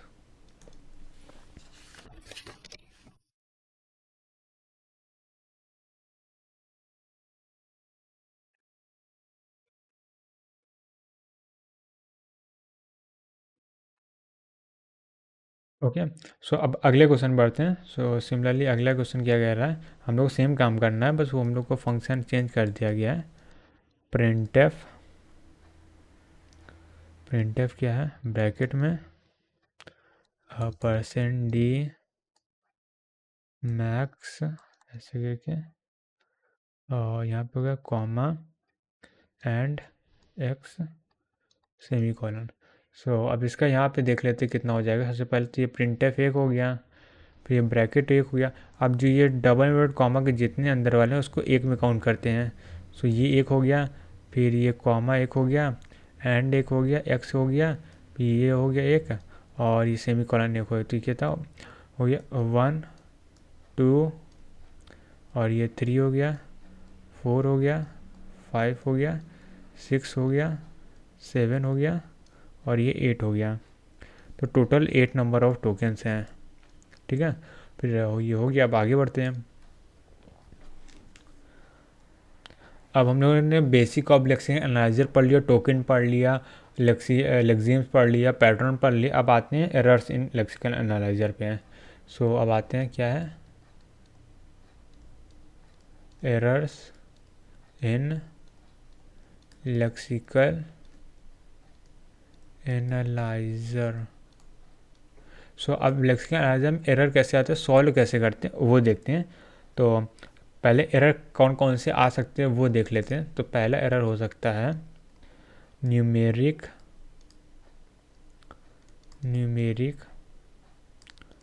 Literal are too long, यानी कि जो कांस्टेंट दिया बहुत ज़्यादा लंबा है, जो कि हम लोग के जैसे इन डेटा टाइप में भी एक रेंज होती है, उस रेंज को भी क्रॉस कर जा रहा है। सो ये एक एरर हो सकता है। दूसरा क्या हो सकता है, लॉन्ग आइडेंटिफायर है, लॉन्ग आइडेंटिफायर, यानी कि आइडेंटिफायर का नाम ही कुछ ज़्यादा ही बड़ा हो गया, ये भी एक एरर हो सकती है। तीसरा क्या हो सकता है, इल फॉर्म्ड न्यूमेरिक कांस्टेंट। सो इसमें क्या हो सकता है, जो हम लोग को न्यूमेरिक कांस्टेंट दिया वो ही गलत बना हो, जैसे कि 1.a, इसका कोई मतलब नहीं निकलता है, जो कि टोटली रॉन्ग है। सो ये एक एरर हो सकता है। फिर चौथा क्या हो सकता है एरर, इसमें हो सकता है input character that are not in source language, यानी कि जो हम लोग को कैरेक्टर इनपुट किया गया वो सोर्स लैंग्वेज में है ही नहीं। जैसे source language for example English में है और वो सर चाइनीज़ या फिर जापानीज कोई कैरेक्टर इनपुट कर रहे हैं, तो ये भी गलत हो सकता है। तो मेनली 4 तरह के एरर होते हैं। पहला एरर कौन सा होता है, जिसमें हम लोग का न्यूमेरिक लेटर बहुत लॉन्ग होता है, यानी जो इंटीजर टाइप या कोई डेटा टाइप है उसकी जो रेंज है उसकी क्रॉस कर दिया। दूसरा क्या है, जो हम लोग नाम रख रहे हैं वेरिएबल्स का वो भी बहुत ज़्यादा लंबा है। और तीसरा क्या हो सकता है, हम लोग जो न्यूमेरिक कॉन्स्टेंट बनाए वो भी ठीक से नहीं बनाया, कुछ जैसे कि कोई मीनिंगफुल नंबर ही नहीं बन रहा, 1.a कोई नंबर ही नहीं होता है, तो इस तरह के एरर आ सकते हैं। फिर लास्ट क्या होता है, जो हम लोग का सोर्स लैंग्वेज है उसमें उसके अलावा ही कोई कैरेक्टर ले रहा है जो कि हम लोग लैंग्वेज में है ही नहीं। तो मेनली 4 तरह की हो सकते हैं, और इन 4 को कौन हैंडल करता है, एरर को एरर हैंडलर हैंडल करता है। हर फेज में एरर हैंडलर होता है जो कि हैंडल करता है। अब जैसे यहाँ पे एक एग्जांपल ले लेते हैं। जैसे अगर हम लोग को दिया गया है a इक्वल टू 1.b है, और a इक्वल टू, ये एक इम्पॉर्टेंट कॉन्सेप्ट है। सो मैं 3 2 1 इस तरह से बना दिया। और a equal to b plus है, a इक्वल टू b है, और यहाँ पे a क्या है, एरे है, एरे है। तो इसमें ये वाली एरर जो है ये कौन हैंडल करेगा, सिमेंटिक एनालाइजर हैंडल करता है। सॉरी, सिमेंटिक एनालाइजर बोल रहे, ये क्या हैंडल कर, लेक्सिकल एनालाइजर हैंडल करता है, लेक्सिकल का काम होता है। ये a equal to B plus है, ये प्लस का सिंटैक्स एनालाइजर हैंडल करेगा ये। अब यहाँ पे एरर क्यों है, जो बी प्लस है वो क्या है, बाइनरी ऑपरेटर प्लस। और बाइनरी ऑपरेटर की एक लेफ्ट हैंड साइड और राइट हैंड साइड दोनों साइड एक एक आइडेंटिफायर होना चाहिए, बट यहाँ पे सिर्फ लेफ्ट हैंड साइड है, राइट हैंड साइड कोई आइडेंटिफायर नहीं है। तो ये एक एरर है जो कि सिंटैक्स एनालिसिस के अंदर आता है। और तीसरा क्या, ए इक्वल टू, यहाँ बी एक एरे है, ए एक एरे है, उसे डायरेक्टली कोई बी नाम का वेरिएबल की वैल्यू असाइन किया जा रहा है, जो कि टेक्निकली रॉन्ग है। सो ये कौन सा सिमेंटिक एनालाइज करेगा, सो ये कौन करता है, सीमेंटिक करता है, सीमेंटिक एनालाइजर का काम होता है। ठीक है। सो अब एक और एग्जांपल अगर हम यहाँ पे ले लेते हैं, जैसे कि यहाँ पे है, यहाँ पे ये, हाँ, जैसे यहाँ पे एक इंट इंट वाइल है, वाइल हो गया, ये हो गया। तो ये भी क्या एक रॉन्ग है, क्यों, क्योंकि ये जो हम लोग कीवर्ड है, कीवर्ड नाम का कोई भी आइडेंटिफायर हम नहीं ले सकते हैं। सो ये गलत हो गया। और ये हो सकता है, ये वाइल है, ऐसे कुछ लूप लगा हुआ है। सो यहाँ पे भी ये गलत है, ये भी क्या है, लेक्सिकल एनालाइजर के अंदर में ही आते हैं ये सब। क्या है, ये होते हैं लेक्सिकल एनालाइजर, उसको एनालाइज करता है। ठीक है। ये क्या है, एल फॉर्म न्यूमेरिक कांस्टेंट हो गया, जो वेरिएबल नेम गलत हो सकता है, सब लेक्सिकल एनालाइजर में ही आते हैं। और ये वाला पार्ट सिंटैक्स एनालाइजर में आता है, यहाँ प्लस है। ठीक है। ओके। सो ये था एरर्स इन लेक्सिकल एनालाइजर। अब हम लोग आगे बढ़ते हैं।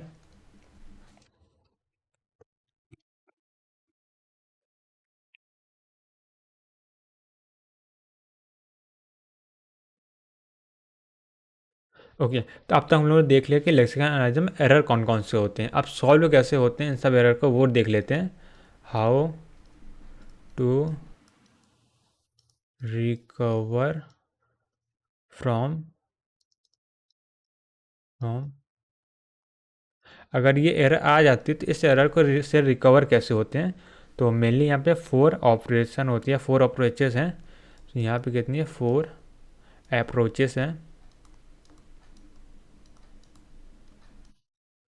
तो 4 अप्रोचेस क्या क्या हैं, सबसे पहला क्या होता है, डिलीट डिलीट अप्रोच होता है। सो इसमें क्या करते हैं, इसमें क्या करेंगे, if there are a unknown unknown character then delete it. यानी भाई जो मैंने बताया था कि अगर जैसे हम लोग जो कैरेक्टर यूज़ कर रहे हैं उस लैंग्वेज का है ही है, कुछ हम लोग को पता ही नहीं इस कैरेक्टर के बारे में, तो सीधा सीधा उसको डिलीट ही कर देना है। तो एक ये हो सकता है हैंडलर का मेथड, और दूसरा मेथड क्या से इंसर्ट कर सकते हैं। अब इंसर्ट क्यों करेंगे, अगर कोई कैरेक्टर मिसिंग है, हम लोग को समझ में आया कि यहाँ पे ये कैरेक्टर होना चाहिए, सो हम लोग डायरेक्ट उसको इंसर्ट कर देंगे वहाँ पे एरर को सॉल्व करने के लिए। सो यहाँ पे आ सकता है इंसर्ट इंसर्ट क्या करना, मिसिंग कैरेक्टर, मिसिंग कैरेक्टर। अब इसका अगर हम लोग एग्जांपल देखें, जैसे यहाँ पे एक चेयर लिखा है, CHR लिखा है, तो ये सीधा सीधा दिख रहा है कैर की स्पेलिंग है जिसमें ए मिसिंग है। तो यहाँ हम लोग ए को इंसर्ट करा देंगे। ओके। सो ये हो गया। फिर उसके बाद तीसरा आता है ट्रांसपोज। तो ये 3rd नंबर पे आता है ट्रांसपोज। अब ट्रांसपोज में क्या होता है, हम लोग 2 कैरेक्टर को आपस में स्वैप करा देते हैं, जिससे अगर इनकेस स्पेलिंग का में आगे पीछे हो रही है, सो स्वैप कराने से क्या होगा, जो आइडेंटिफायर या कीवर्ड है वो करेक्ट ऑर्डर में आ जाएंगे। जैसे कि व्हेन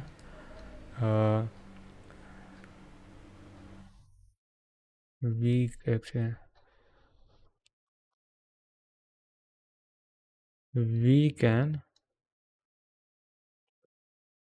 ट्रांसपोज टू कैरेक्टर। ठीक है। We can transpose two character, यानी कि अगर हमको जैसे ये दिया, जैसे कि लास्ट एग्जांपल में क्या था, वाइल्ड की स्पेलिंग ऐसे लिखा हुआ था जो कि गलत था, तो हम लोग उसे कन्वर्ट कर सकते हैं ILE, तो L और E को हम लोगों ने आपस में ट्रांसपोज करा दिया या स्वैप करा दिया। फिर इसके बाद हम लोग को लास्ट में आता है रिप्लेस। अब रिप्लेस जैसे कोई कैरेक्टर दिया है उसके जगह पर हम लोग दूसरा कैरेक्टर रिप्लेस करके एरर को सॉल्व करेंगे। तो इसमें लिख सकते हैं रिप्लेस। ओके, सो हम लोग इसमें लिख सकते हैं रिप्लेस अ कैरेक्टर बाय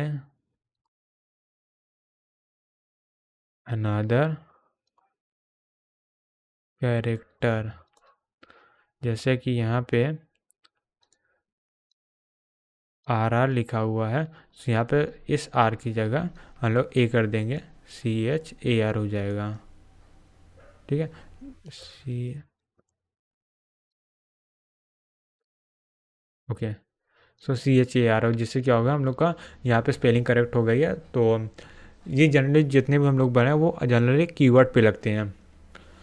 तो यहाँ पे हम लोग का यहाँ एरर रिकवरी का पार्ट भी ख़त्म होता है। अब इसके बाद हम लोग स्टार्ट करते हैं ग्रामर्स।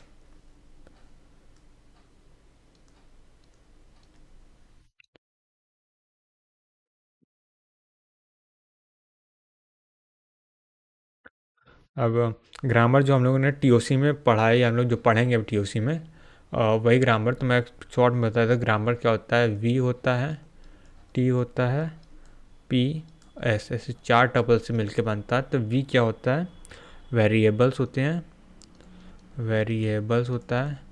और T क्या होता है, टर्मिनल हो गया, टर्मिनल हो गया। और V हो गया, P क्या हो गया, प्रोडक्शन हो जाता है, प्रोडक्शन हो जाता है। और S क्या होता है, ऐसा ऐसा स्टार्टिंग सिंबल होता है, स्टार्टिंग सिंबल। ठीक है, सो ये ग्रामर की डिफिनेशन होती है। तो सबसे पहले कुछ ग्रामर का हम लोग प्रैक्टिस कर लेते हैं, जिसके जो कि इम्पोर्टेंट भी है। तो सबसे पहले ग्रामर लेते हैं जो कि one of the popular grammar है, V E plus E asterisk E, और यहाँ से एक ID आ गया। तो ये ग्रामर, अगर इस ग्रामर की हम लोग बात करें तो यहाँ से वेरिएबल क्या हो जाएगा, वो E हो जाएगा। और यहाँ से टर्मिनल की बात करें तो वो क्या हो जाएगा, ID हो जाएगा, ID है। और टर्मिनल प्लस भी एक टर्मिनल है और एस्ट्रिक भी एक टर्मिनल है। आप प्रोडक्शन की बात करते हैं, सो प्रोडक्शन ये 1 2 3 प्रोडक्शन है, स्टार्टिंग सिंबल E है। ठीक है, और फिर जैसे अब इसके लिए एक स्ट्रिंग का एग्जांपल ले लेते हैं। उसके लिए हम लोग पास ट्री जनरेट करके देखते हैं। सो यहाँ से अगर हम लोग एक स्ट्रिंग ले लेते हैं, हेलो स्ट्रिंग प्रैक्टिस के लिए स्ट्रिंग क्या हो सकती है, जैसे ID plus ID asterisk ID है। तो हम लोग यहाँ से क्या होगा, लेफ्ट मोस्ट डेरिवेशन ट्री बनाएंगे। और देखें क्या लेफ्ट मोड डेरिवेशन ट्री होता है। अब लेफ्ट मोड डेरिवेशन में क्या होता है, हम लोग एक स्ट्रिंग लेंगे, उसके लेफ्ट मोस्ट पार्ट को ही सबसे पहले सॉल्व करेंगे। अगर वो सॉल्व ऑलरेडी हो चुका है तो उसे उसके फिर राइट साइड में जाके सॉल्व करेंगे। जैसे कि यहाँ पर सबसे पहले E ले लेते हैं, स्टार्टिंग सिंबल है E से। फिर हम लोगों ने देखा यहाँ पे क्या है, प्लस है, so E equal to E plus E ले लिया। अब हम लोग को लेफ्ट मोड डेरिवेशन सॉल्व करना है, तो हम लोग लेफ्ट साइड को पहले सॉल्व करेंगे। सबसे पहले इस E को सॉल्व करेंगे। सो यहाँ पे क्या आ जाएगा, E है, सो E की जगह हम लोग क्या करेंगे, ID रखेंगे। सो ये ID प्लस, अब ये E है, अब ये E प्लस ID ये हो गया। ठीक है, अब नेक्स्ट पेज में क्या जाएंगे, सबसे लेफ्ट वाला ट्राई करेंगे। तो लेफ्ट वाला ऑलरेडी सॉल्व है, तो हम लोग जो सिंगल E बचा उसको सॉल्व करेंगे। अब इस E की जगह क्या करेंगे, E एस्ट्रिक E हो गया। अब इसे E एस्ट्रिक E रख दिया। अब आगे बढ़ेंगे, ID plus E asterisk E। अब इसकी E की जगह फिर से यहाँ पे ID रख देंगे, एस्ट्रिक E। फिर उस जगह ID हो गया प्लस ID। अब यहाँ से एस्ट्रिक E की ID। तो ये स्ट्रिंग जनरेट हो गई, आ गई है। अब इसका एक और मेथड हो सकता है, सबसे पहले हम लोग इस बार प्लस से स्टार्ट किए थे, हम लोग एस्ट्रिक से भी स्टार्ट कर सकते हैं। जैसे हम लोग ले लिए E equal to E asterisk E। सबसे पहले इस ई को सॉल्व करेंगे, तो ये ई इस बार यहाँ पे प्लस ई ले लिया और एस्ट्रिक ई को हम लोग ने ऐसे ही लिख दिया। अब इस ई की जगह यहाँ पे मैंने आई डी कर दी, आई डी प्लस ई हो गया, एस्ट्रिक ई हो गया। फिर हम लोग सबसे पहले लेफ्ट वाले को ही सॉल्व करेंगे, प्लस यहाँ से आई डी हो गया, एस्ट्रिक ई हो गया। अभी जो लास्ट ई बचा है वहाँ पे भी हम लोग क्या करेंगे, आई डी को रिप्लेस कर देंगे, ये हो गया आई डी, तो यहाँ से आ गया। अब यहाँ पे ये भी क्या है, लेफ्ट मोस्ट डेरिवेशन है। सो यहाँ पे लेफ्ट मोस्ट डेरिवेशन एक ये वाला आ रहा है फर्स्ट नंबर का, और ये एक सेकेंड नंबर का डेरिवेशन है। तो यहाँ पर अगर 2 नंबर से आते हैं तो क्या बोलते हैं, एम्बिगुअस ग्रामर बोलते हैं, जहाँ पे एक से ज़्यादा क्या लेफ्ट मोस्ट डेरिवेशन या तो राइट मोस्ट डेरिवेशन अवेलेबल होते हैं। सो अब इसका हम लोग जो हम लोग लास्ट पेज में ग्रामर जनरेट किए हैं, लैंग्वेज जनरेट किए हैं, लैंग्वेज स्ट्रिंग जनरेट किए हैं ग्रामर से, अब उसका पार्स ट्री जनरेट कर लेते हैं। सो पार्स ट्री क्या होता है, एक हायरार्किकल स्ट्रक्चर होता है। तो सबसे पहले हम लोगों ने क्या लिया था, ई लिया था, ये फर्स्ट वाले का है। ई से हम लोगों ने क्या लिया था, ई प्लस ई लिया था, ई प्लस ई लिया था। फिर इस ई की जगह क्या हुआ था, हम लोगों ने आई डी ले लिया था। फिर इसके बाद हम लोग इस ई की जगह क्या किया था, ई एस्ट्रिक ई लिया था, ई एस्ट्रिक ई लिया था। अब फिर उसके इस ई की जगह हम लोगों ने आई डी लिया था, इस ई की जगह भी हम लोग ने आई डी लिया था। सो ये भी क्या है, लेफ्ट मोस्ट डेरिवेशन है। ये क्या पास्ट ट्री फॉर्मेट में था, और वो क्या था, ट्रांजिशन फॉर्मेट में था। अब यहाँ पे हमने दूसरा लेफ्ट मोस्ट डेरिवेशन बनाया था, इसमें ई एस्ट्रिक ई से स्टार्ट किया था। सो ई एस्ट्रिक ई था, और यहाँ पे फिर हम लोगों ने लिया था ई प्लस ई था। अब यहाँ पे इसकी ई की जगह आई डी हो गया, इस ई की जगह आई डी हो गया, और इस ई की जगह आई डी हो गया। सो ये भी था हम लोग का लेफ्ट मोस्ट डेरिवेशन, तो ये उसका पास्ट ट्री जनरेट हो गया। अब हम लोग जो मैंने एम्बिगुअस ग्रामर की बात की उसकी एक बार थ्योरी लिख लेते हैं, क्या चीज़ है, क्योंकि कंपाइलर में जो होता है क्या होता है, 30% थ्योरी होती है, 70% क्वेश्चन होते हैं, तो थ्योरी भी इम्पोर्टेंट है। So if for any grammar for some string,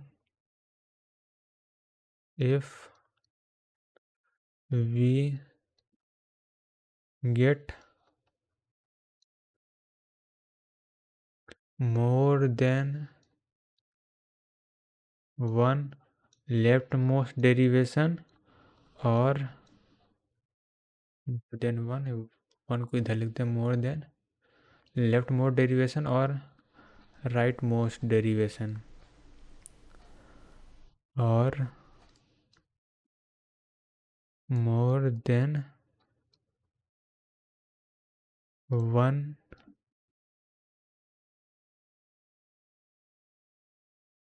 left most derivation और rightmost derivation. Parse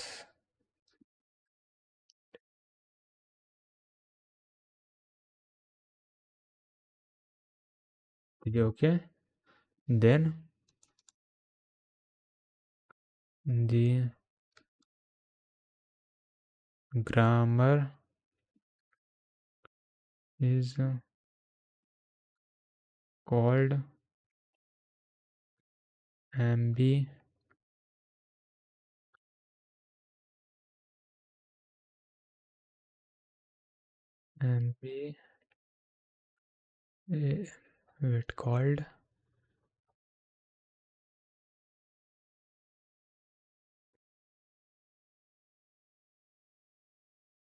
ambiguous grammar. ठीक है। सो अगर हम लोग कभी भी leftmost derivation rightmost derivation एक से ज़्यादा मिलता है, या तो लेफ्ट मोड डेरिवेशन पास्ट या तो राइट मोड डेरिवेशन पास्ट एक से ज़्यादा मिलता है, सो जो ग्रामर मिलेगी वो ग्रामर क्या होगी, एम्बिगुअस ग्रामर होगी, जो कि ऑलरेडी मैंने एक्सप्लेन कर दिया। अब इसका अगला पॉइंट क्या आता है, अब ग्रामर मिलेगी तो इसे हो के ये डिस्कस कर लेते हैं। No parser will accept this की अगर हम लोग सीधे से लिख देते हैं वरना कंफ्यूजन हो जाएगा।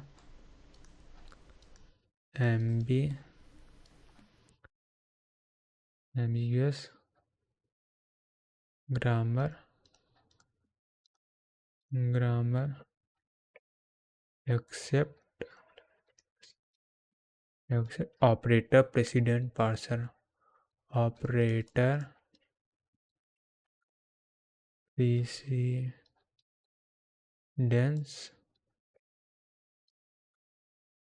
parser। ओके। सो जो एम्बिगुअस ग्रामर होती है वो कोई भी पार्सर उसको पार्स नहीं करता है। और ये पार्सर क्या होता है, पार्सर जो हम लोग को ऑलरेडी जो हम लोग पढ़ चुके हैं, लेक्सिकल एनालाइजर जो पार्स ट्री जनरेट को उसे पार्सर भी बोलते हैं, और मतलब सिंटैक्स एनालाइजर को पार्सर भी बोलते हैं। सो कोई भी पार्सर जो होगा वो एक्सेप्ट नहीं करे एक्सपेक्ट ऑपरेटर प्रेसिडेंस पार्सर। अब ये ऑपरेटर प्रेसिडेंस पार्सर क्या है वो लोग आगे पढ़ेंगे। सो यहाँ से एक इम्पॉर्टेंट पॉइंट आता है कि जो ऑपरेटर प्रेसिडेंस पार्सर होता है वही सिर्फ होता है जो इकलौता पार्सर है जो कि एम्बिगुअस ग्रामर को एक्सेप्ट कर सकता है। सो इसलिए एम्बिग्यूटी बहुत ज़्यादा निगेटिव चीज़ है जो कि हम लोग ग्रामर में नहीं होनी चाहिए। सो अब एम्बिग्यूटी को पहचानने के लिए कोई एल्गोरिथम भी नहीं है।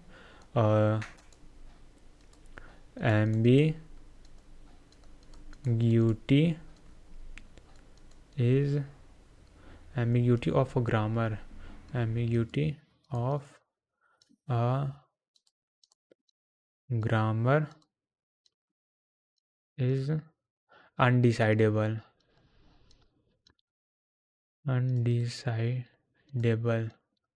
अनडिसाइडेबल का मतलब क्या होता है, नो एल्गो एग्जिस्ट, मतलब किसी भी ग्रामर को पहचानने के लिए कि एम्बिगुअस है क्या नहीं है वो अनडिसाइडेबल है, यानी उसके लिए कोई भी एल्गोरिथम या कोई रूल एग्जिस्ट नहीं करता। ये खाली हम लोग प्रैक्टिस से और अपने कॉमन सेंस और नॉलेज से इसको पहचान सकते हैं। सो इसके लिए कोई रूल नहीं होता। और यहाँ से अगला पॉइंट लिखते हैं। अब ये तो हो गया एम्बिगुअस ग्रामर का, ये तो हम लोग पहचान के सकते हैं और क्या होता है। अब इसको अगर रिमूव करना हो तो उसे रिमूव कैसे करेंगे वो देखते हैं। सो अगर एम्बिग्यूटी हटाना हो तो हम लोग क्या करेंगे, तो रिमूविंग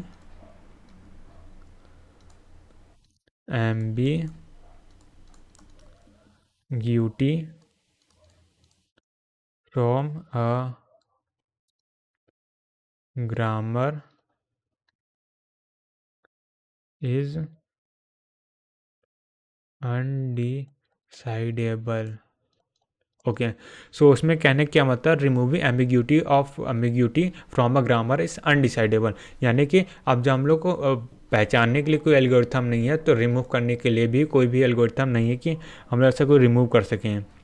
सो ये हो गया हम लोग का क्या हो गया एम्बिगुअस ग्रामर के बारे में। और left mode derivation, rightmost derivation और लेफ्ट मोड डेरिवेशन का पास्ट ट्री और राइट मोड डेरिवेशन का पास्ट ट्री के बारे में आ गया। तो अब हम लोग क्या करें, कुछ क्वेश्चन को देखेंगे और चेक करेंगे कि वो एम्बिगुअस ग्रामर है कि नहीं।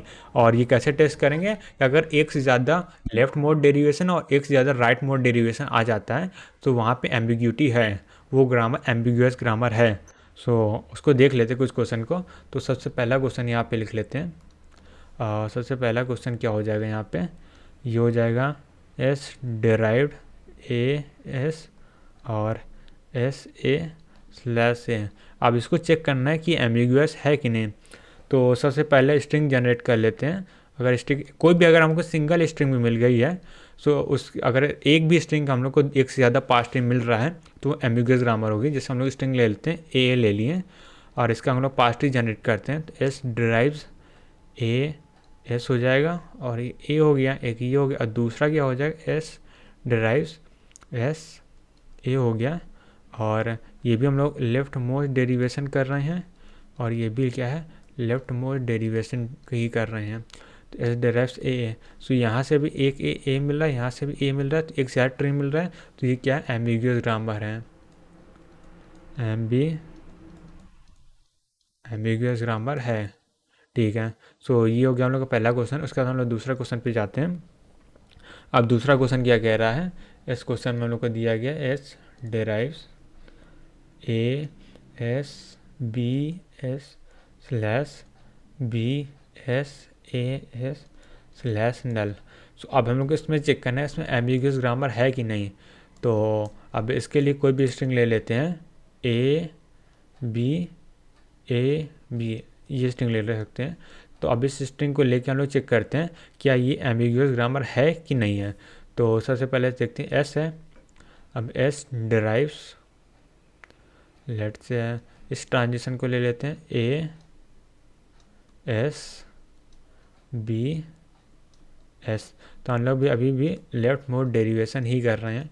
सो यहाँ से ए हो गया। अब इस जगह एस की जगह हम लोग को बी करना है। सो यहाँ से ये हो गया बी एस ए, और यहाँ से एस हो जाएगा। सो यहाँ से ए बी आ गया। इसके बाद यहाँ पे क्या है, नल आना चाहिए। सो ये नल ले लिया, यहाँ पे भी नल आना चाहिए, यहाँ पे भी हम नल ले लिया। सो यहाँ से ए हो गया, बी हो गया, नल हो गया, फिर ए हो गया, फिर बी हो गया, ए हो गया, फिर नल हो गया, फिर बी हो गया। तो यानी बी ए बी ऐसे करके स्ट्रिंग आ रही है, ठीक है। सो ये हो गया। अब इसका अगला पास ट्री बनाते हैं। सो ये भी हम लोग लेफ्ट मोस्ट डेरिवेशन ही करेंगे। तो एस हो गया। अब एस से क्या होगा, बस सेकंड वाले ले लेते हैं। सो यहाँ पे क्या आ जाएगा, बी आ जाएगा, एस आ जाएगा। नहीं नहीं, सेकंड वाला तो नहीं ले सकते स्टार्टिंग में।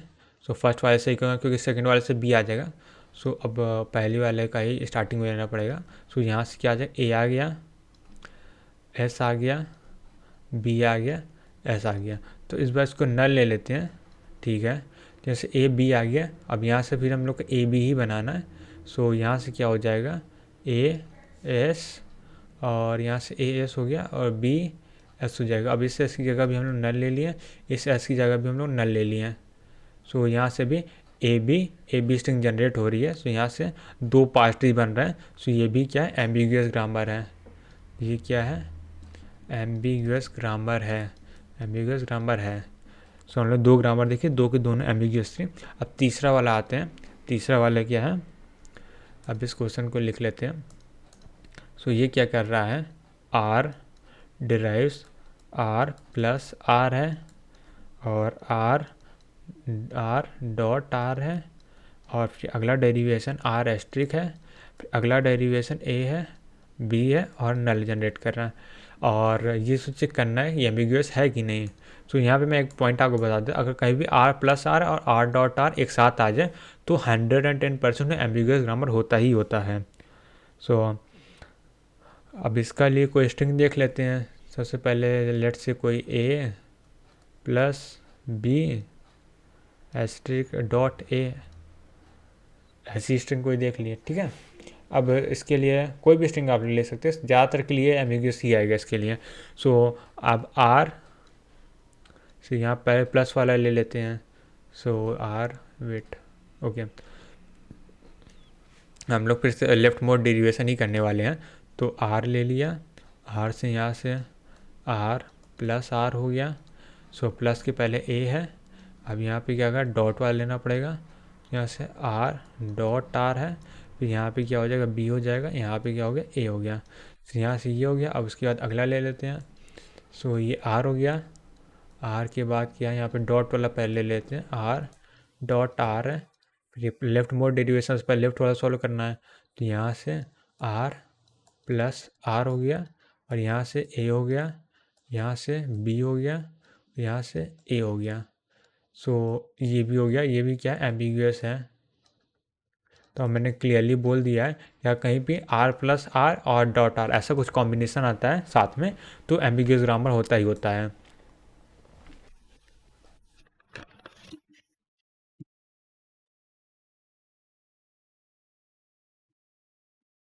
अब ओके, सो अब पॉइंट आता है, यहाँ पे अगला पॉइंट लिख लेते हैं, सम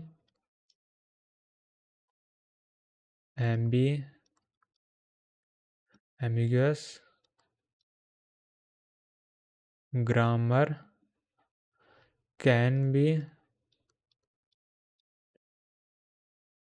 converted into unambiguous grammar,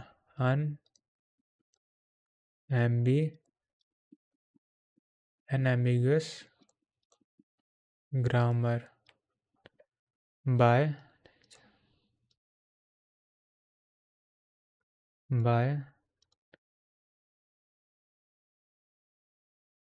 by क्या है, by using, okay, by using this ambiguity rule, okay. So कुछ जो एम्बिगुअस ग्रामर है उसको हम लोग अनएम्बिगुअस ग्रामर में कन्वर्ट कर सकते हैं, जिससे हम लोग डिस एम्बिग्यूटी रूल बोलते हैं, उसके थ्रू कर सकते हैं। सो यहाँ पे पहला चीज़ होता है जो प्रेसिडेंस होता है और एसोसिएटिविटी होता है, उसका रूल होता है। जैसे हम लोग एग्जांपल देख लेते हैं। सो यहाँ से अगर हम लोग एग्जांपल ले लेते हैं एक, तो एग्जांपल जैसे सेम ही सिमिलर लास्ट वाला एग्जांपल लेते हैं जो कि बहुत ज़्यादा popular, E equal to E plus E और ई एस्ट्रिक ई हो जाएगा और यहाँ से आई डी हो जाएगा। ठीक है, ये हम लोग ऑलरेडी देख चुके हैं क्या है, एम्बिगुअस ग्रामर है। तो इसके लिए हम स्ट्रिंग ले लेते हैं I D plus I D asterisk I D. So हम लोगों ने ये स्ट्रिंग ले लिया है। अब इसके लिए हम लोग क्या बोलें, कुछ इसके लिए पास ट्री जनरेट करके देखते हैं। तो सबसे पहला पास ट्री अगर हम जनरेट करते हैं तो ये आ जाएगा आई ई, या सो कलर चेंज कर देते हैं, ओके। तो सबसे पहले यहाँ पे देखते हैं, यहाँ से आ गया ई से क्या हो गया, ई प्लस ई हो गया, और ई प्लस ई के बाद यहाँ पे आ जाएगा, यहाँ पे सबसे पहले आईडी आएगा, उसके बाद फिर यहाँ पे आ जाएगा ई एस्ट्रिक ई हो गया, और यहाँ से ये आईडी आ जाएगा, यहाँ से क्या है आईडी हो जाएगा। और यहाँ से अगर दूसरा ट्री बनाए सो ई एस्ट्रिक ई हो जाएगा, और इस ई से यहाँ पे ई प्लस ई हो जाएगा, ई से यहाँ पे आईडी आ गया, यहाँ पे भी क्या है आईडी आ गया, यहाँ पे भी क्या है आईडी आ गया। और अगर हम लोग कुछ और पास ट्री जनरेट करते हैं सो ये क्या आ जाएगा यहाँ से, सो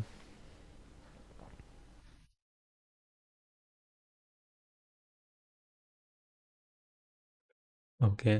सो अगर यहाँ पे जो हमने स्ट्रिंग है वो अगर लिए ले लेते हैं I D plus I D, okay. अगर हम लोग के पास ये स्ट्रिंग है तो इसके लिए अगर हम जनरेट करते हैं तो इसको मैं थर्ड नंबर बोल देता हूँ। तो यहाँ से एक आ जाएगा ई प्लस ई, यहाँ से क्या हो जाएगा आईडी आ जाएगा, ये आईडी, ये ई प्लस ई है, यहाँ से ये आईडी आ जाएगा, यहाँ से ये आईडी आ गया। और यहाँ से अगर हमें फोर्थ नंबर ट्रांजिशन ट्री बनाए सो ये ट्री यहाँ से ई प्लस ई हो जाएगा, ये ई यहाँ पे हो गया। सो यहाँ से ई प्लस ई हो गया, यहाँ से क्या हो जाएगा आईडी, यहाँ से भी आईडी हो गया, यहाँ से भी आईडी हो गया।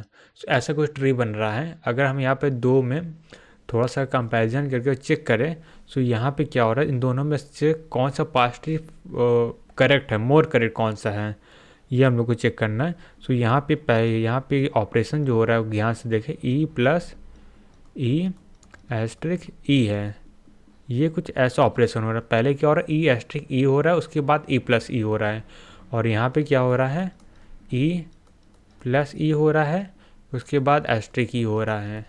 सो क्लियरली देखें तो हम लोग का ई जो है वो पहले मल्टीप्लाई होना चाहिए, उसके बाद ऐड होना चाहिए। तो यहाँ पहले ऐड हो रहा है, उसके बाद मल्टीप्लाई हो रहा है। तो ये लॉजिकली इनकरेक्ट है, और ये करेक्ट क्या बोल सकते हैं करेक्ट पार्सर है। सो यहाँ पे क्या हो रहा है प्रेसिडेंस फेल हो रहा है, प्रेसिडेंस मतलब एस्ट्रिक जो होता है मल्टीप्लिकेशन का प्रेसिडेंस ज़्यादा होता है, जो कि यहाँ पे अगर मैं लिखूँ सो प्रेसिडेंस की बात करूँ, प्रेसिडेंस की बात करूँ तो वो क्या हो जाएगा यहाँ पे एस्ट्रिक की प्रेसिडेंस जो होती है वो प्लस ज़्यादा होती है, सो यहाँ पे प्रेसिडेंस फेल हो रहा है। और अगर हम लोग इधर की बात करते हैं, यहाँ पे कौन सा ले लो, ये ले लेता हूँ, ये ठीक है। सो अगर यहाँ पे बात करें, यहाँ पे देखें, सो यहाँ पे क्या हो रहा है, सबसे पहले यहाँ से प्लस ई प्लस ई ये हो रहा है, और यहाँ पे क्या हो रहा है, प्लस ई प्लस ई हो रहा है। सो अगर इन दोनों में चेक करें, तीसरे चौथे में, तो सबसे ज़्यादा मोर करेक्ट कौन सा होगा, तो मोर करेक्ट कौन सा होगा, लेफ़्ट वाला होगा, सॉरी राइट वाला होगा, फोर्थ नंबर का। लेफ़्ट वाला जो होगा इनकरेक्ट होगा। वो इनकरेक्ट क्यों होगा, क्योंकि जो हम लोग का प्लस ऑपरेटर है उसकी एसोसिएटिव लेफ्ट साइड होती है। लेफ्ट साइड का अगर प्लस है तो पहले एग्जीक्यूट होगा राइट वाले से पहले, तो यहाँ पहले राइट वाला प्लस आ रहा है, तो यहाँ पे एसोसिएटिविटी फेल हो रही है। यहाँ पे क्या हो रहा है, एसोसिएटिविटी फेल्स, ठीक है। यहाँ पे क्या हो रहा है, एसोसिएटिविटी फेल हो रही है। और अगर हम लोग बात करें, plus is more associative, left plus is more associative than right plus होता है। सो ये हो गया। सो यहाँ पे अगर हम लोग कुछ पॉइंट अगर नोट करें, सो यहाँ पे अगर हम लोग बात करें तो प्रेसिडेंस जो होता है, प्लस जो होता है वो क्या होता है, लेफ्ट एसोसिएटिव होता है, ठीक है। इसे हम लोग जानते हैं, बट हम लोग चेक कर रहे हैं कौन सा ग्रामर सही है, कौन सा पास्ट ट्री ज़्यादा बेटर है, कौन सा पास्ट ट्री कम बेटर है, किसको रिमूव करने की ज़रूरत है, किसको रिमूव करने की ज़रूरत नहीं है। सो यहाँ से हम लोग समझ गए क्या है, क्या चीज़ इंपॉर्टेंट है हमारे लिए। अब कुछ और चीज़ देख लेते हैं। सो कुछ और एग्जांपल लेते हैं। सबसे पहले यहाँ से एक एग्जांपल यहाँ से ले लेते हैं। तो यहाँ पे क्या है, goes to E plus E I D, एक ये ग्रामर दिया गया है। और तो यहाँ का अगर हम उसका डायग्राम बनाते हैं और इसके लिए पार्सिंग बनाते हैं, सो यहाँ पे पार्स अगर हम जनरेट करें, से ई प्लस ई हो जाएगा, और यहाँ से क्या हो जाएगा, कुछ और ई आ जाएंगे, और यहाँ से कुछ और ये आ जाएंगे। सो यहाँ पे क्या है, क्लियरली देखें, जो ट्री है वो लेफ्ट साइड भी जा रहा है, राइट साइड भी जा रहा है। सो इसमें जो रिकर्सन है वो लेफ्ट साइड भी हो रहा है, राइट साइड भी हो रहा है। सो ये लेफ्ट प्लस राइट रिकर्सिव है, रिकर्सिव या बोथ, यानी लेफ्ट भी रिकर्सिव है, राइट भी रिकर्सिव है। और अगर इसी को हम लोग क्या करें, लेफ्ट रिकर्सिव बनाना है, तो उसके लिए क्या करेंगे, I D E goes to E, और जो सेकेंड ई है उसकी का आई डी रख देते हैं। सो ये लेफ्ट रिकर्सिव ही बनेगा, यानी कि नंबर ऑफ स्ट्रिंग जनरेट होगी वो सेम होगा, बट वो रिकर्सिव हो जाएगा यहाँ पे लेफ्ट, क्योंकि ये ट्री जो होगा हमेशा लेफ्ट साइड ही ग्रो करेगा आई डी। और ये हो जाएगा यहाँ से ई आई डी, यहाँ से हो जाएगा ई, यहाँ से आई डी, ऐसे ऐसे करके और भी ट्री बन जाएंगे। सो यहाँ पे क्लियरली देख सकते हैं हम लोग, सिर्फ ये लेफ़्ट साइड ही ग्रो कर रहा है। सो इससे लेफ़्ट रिकर्सन बोलते हैं, लेफ़्ट रिकर्सन। ओके, सो हम लोग ने यहाँ से क्या हो गया, लेफ़्ट रिकर्सन हो गया। तो हम लोग ने यहाँ पे लेफ़्ट रिकर्सन राइट रिकर्सन को पहचानना सीख लिया है। रिकर्सिव क्या लिख रहा हूँ, लेफ़्ट,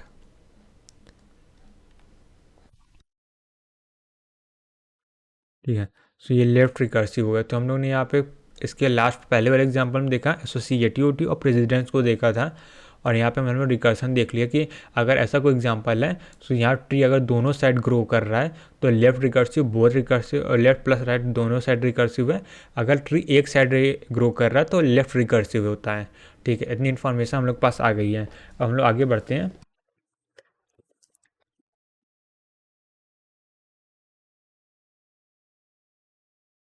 ओके, सो हम लोग ने कि जो लास्ट के दो पॉइंट पढ़े एसोसिएटिविटी और रिकर्सन को, दोनों का अगर हम लोग कंपेयर करें, सो अगर हम यहाँ पे देखते हैं, if left recursive you have to left recursive, then left associative. So हम लोगों ने जो एसोसिएटिविटी पढ़ा था यहाँ पे ये वाले प्लस वाले में, अगर हमको लेफ्ट रिकर्सिव है तो लेफ्ट एसोसिएटिव, जैसे कि हम लोगों ने सेकेंड वाले में देखा था ये जो ट्री है वो लेफ्ट साइड ग्रो हो रहा था, सो यहाँ पे लेफ्ट साइड एसोसिएटिव था। सो इसीलिए हम लोगों ने यहाँ पे रिकर्सन कॉन्सेप्ट पढ़ा था। तो ये एक मेन पॉइंट हम लोग का हो जाएगा कि अगर कोई भी चीज़ लेफ्ट रिकर्सिव है तो लेफ्ट एसोसिएटिव होगी वो। ओके ठीक है, अब एक कुछ एग्जांपल देख लेते हैं इसको समझने के लिए। जैसे कि फिर वही एग्जांपल ले लेते हैं। एग्जांपल क्या ले लें यहाँ से, तो लिख लेते हैं आईडी प्लस आईडी, या इस बार एस्टिक ले लेते हैं पहले, प्लस आईडी, ऐसा कुछ है। सो यहाँ पे हम लोग देखते हैं, पहला ट्री बना के देखते हैं। तो ये हम लोग को जैसे जनरली आईडी एस्टिक ई और यहाँ से ई प्लस ई हो जाएगा। ठीक है, सो अगर यहाँ पे हम लोग देखें तो ये वाला ई प्लस ई है वो पहले एग्जीक्यूट हो रहा है एस्ट्रिक के बाद। सो ये ट्री हम लोग का गलत हो जाएगा। वेट, ये ट्री हम लोग का टोटली गलत है, क्योंकि यहाँ पे क्या हो रहा है, प्लस जो हो रहा है पहले एग्जीक्यूट हो रहा है और जो एस्ट्रिक हो बाद में एग्जीक्यूट हो रहा है। तो हम लोग इसके लिए दूसरा ट्री बना के देखते हैं। सो अगर दूसरा ट्री लेते हैं ई, और यहाँ पे क्या हो जाएगा ई प्लस, यहाँ पे ई हो जाएगा और यहाँ से ई एस्ट्रिक ई हो जाएगा। तो यहाँ पे अगर हम लोग देखें जो ई वाला है ये पहले एग्जीक्यूट हो रहा है और प्लस बाद में एग्जीक्यूट हो रहा है, तो ये ट्री करेक्ट है। सो यहाँ पे हम लोग देखते हैं कि जो रूट से जितना दूर है वो उतना पहले एग्जीक्यूट हो रहा है, ये कॉन्सेप्ट है। ओके, सो यहाँ पे अगर हम लोग देखें तो अगर हम लोग लेफ्ट एसोसिएटिव बनाते तो इसे एसोसिएटिविटी, लेफ्ट रिकर्सिव बनाते तो एसोसिएटिव भी लेफ्ट रिकर्सिव, और अगर हम लोग इसको लेफ्ट रिकर्सिव बनाते तो एसोसिएटिविटी भी इसको लेफ्ट हो जाएगी। और अगर जिस क्या बोलते हैं, और जिस क्या बोल सकते इसे, वेट इसको, हाँ, जिस प्रोडक्शन को, राइट प्रोडक्शन वर्ड था मैं भूल गया था, और जिस प्रोडक्शन को हम लोग को लास्ट में एग्जीक्यूट कराना है, ये सबसे पहले एग्जीक्यूट कराना है, उसे सबसे ज़्यादा दूर रखना है रूट नोड से। ठीक है, तो हम लोग यहाँ दो पॉइंट आते हैं। अगर लेफ्ट रिकर्सिव है तो लेफ्ट एसोसिएटिविटी आएगी उसमें, और जितना ज़्यादा रूट से दूर होगा हम लोग का प्रोडक्शन वो उतना ही पहले वो एग्जीक्यूट होगा। सो अगर इसकी ग्रामर की हम लोग बात करते हैं यहाँ पे, तो इसका ग्रामर क्या हो जाएगा, ई गोज टू, सबसे पहले क्या करना, हम लोग सबसे लास्ट में क्या करना है, एडिशन कराना है। सो सबसे दूर, सबसे रूट के सबसे पास होना चाहिए, सबसे लास्ट कराना है। तो यहाँ से ई केवल हम लोग को लेफ्ट रिकर्सिव बनाना है, तो ई प्लस टी मान लेते हैं, एक नया वेरिएबल स्लैश टी हो जाएगा। ठीक है, और ये टी गोज टू, अब यहाँ से एडिशन काम हो गया। अब एडिशन क्या, मल्टीप्लाई करना है और लेफ्ट रिकर्सिव ही बनाना है, तो टी एस्ट्रिक, और यहाँ से क्या हो जाएगा, F slash F goes to I D. तो ये ग्रामर जब बन के आ जाती है। अब ये क्या, अनएम्बिगुअस ग्रामर है,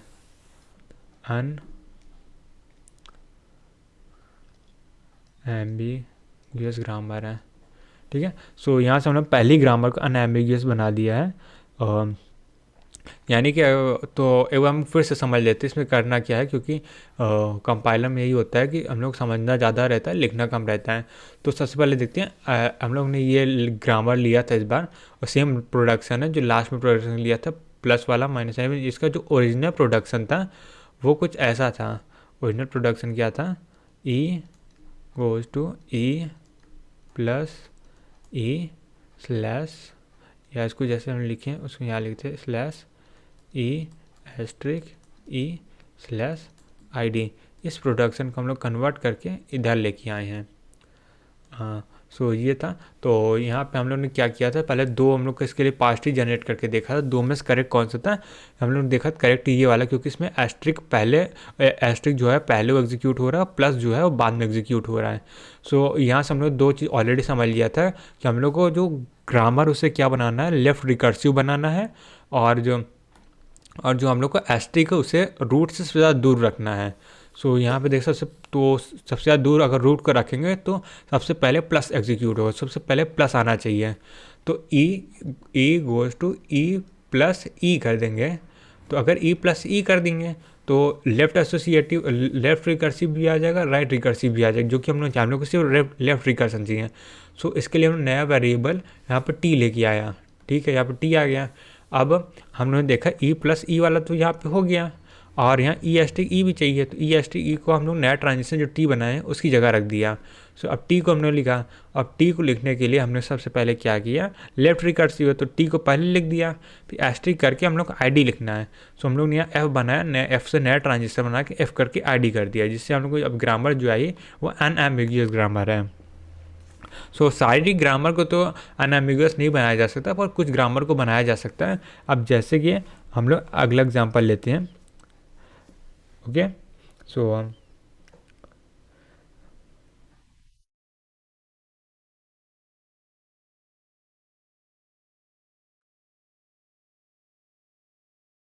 ओके, सो अगला एग्जांपल लेने से पहले काम करते हैं, इसका ही इस ग्रामर को चेक कर लेते हैं कि एम्बिगुअस है कि नहीं है।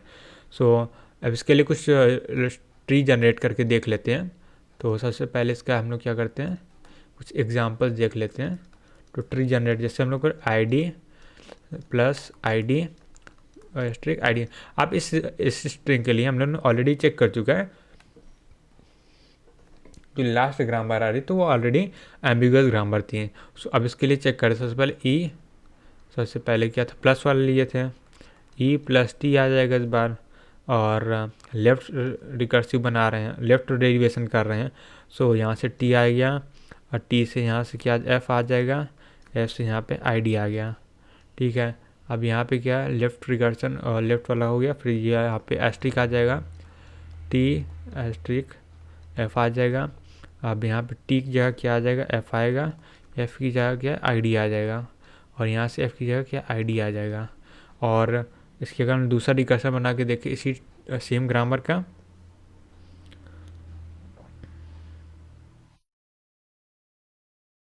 अच्छा यहाँ पे एक और बात देखते हैं। सो यहाँ पे अगर हम देखें तो यहाँ जो एस्ट्रिक है वो बहुत दूर है, जो डिस्टेंस है वो ज़्यादा, यानी एस्ट्रिक जो है वो क्या होगा, बाद में एग्जीक्यूट, सॉरी एस्ट्रिक सबसे पहले एग्जीक्यूट होगा, क्योंकि जब से यहाँ पे आईडी लेके आएंगे प्लस करने के लिए हम लोग को एस्ट्रिक की ज़रूरत होगी। सो इस एक्सप्रेशन को सॉल्व करने के बाद हम लोग को यहाँ पे टी की वैल्यू मिलेगी। सो सबसे पहले यहाँ पे एस्ट्रिक एग्जीक्यूट होगा। सो ये ओके है, ये ओके, और यहाँ पे क्या हो रहा है, जो एस्ट्रिक है वो पहले एग्जीक्यूट हो रहा है प्लस से है। सो यहाँ पे हो गया। अब हम लोग क्या करते हैं, नए स्ट्रिंग लेते हैं, I D asterisk I D plus I D. अच्छा यहाँ पे अगर इसी स्ट्रिंग का दूसरा बनाने का ट्राई करें तो एस्ट्रिक वाला लेंगे, तब भी सेम ही चीज़ होगा। अब हम लोग लेके देख लेते हैं। सो अगर हम लोग सेम ही स्ट्रिंग लेते हैं, जैसे हम लोग स्ट्रिंग जो हम लोग ले रहे हैं, let's say I D plus I D asterisk I D, हम लोग वही स्ट्रिंग लिए हैं, तो सबसे पहले एस्ट्रिक वाला हम ले ही नहीं सकते हैं, हम लोग को क्या है सिर्फ प्लस ही वाला लेना होगा। ओके, क्योंकि एस्ट्रिक वाला क्या है वो हम लोग को टी से डिराइव हो रहा है, बट हम लोग को जो स्टार्टिंग है वो ई से है, तो ई से हम लोग एस्ट्रिक वाला सेकंड फेज में जा ही नहीं सकते हैं। सो ये टोटली गलत हो गया, इसके सिर्फ एक ही ट्री बन के ही आएगा। ओके, सो अब हम अगली स्ट्रिंग ले लेते हैं, एस्ट्रिक प्लस प्लस और मल्टीप्लिकेशन बाद में।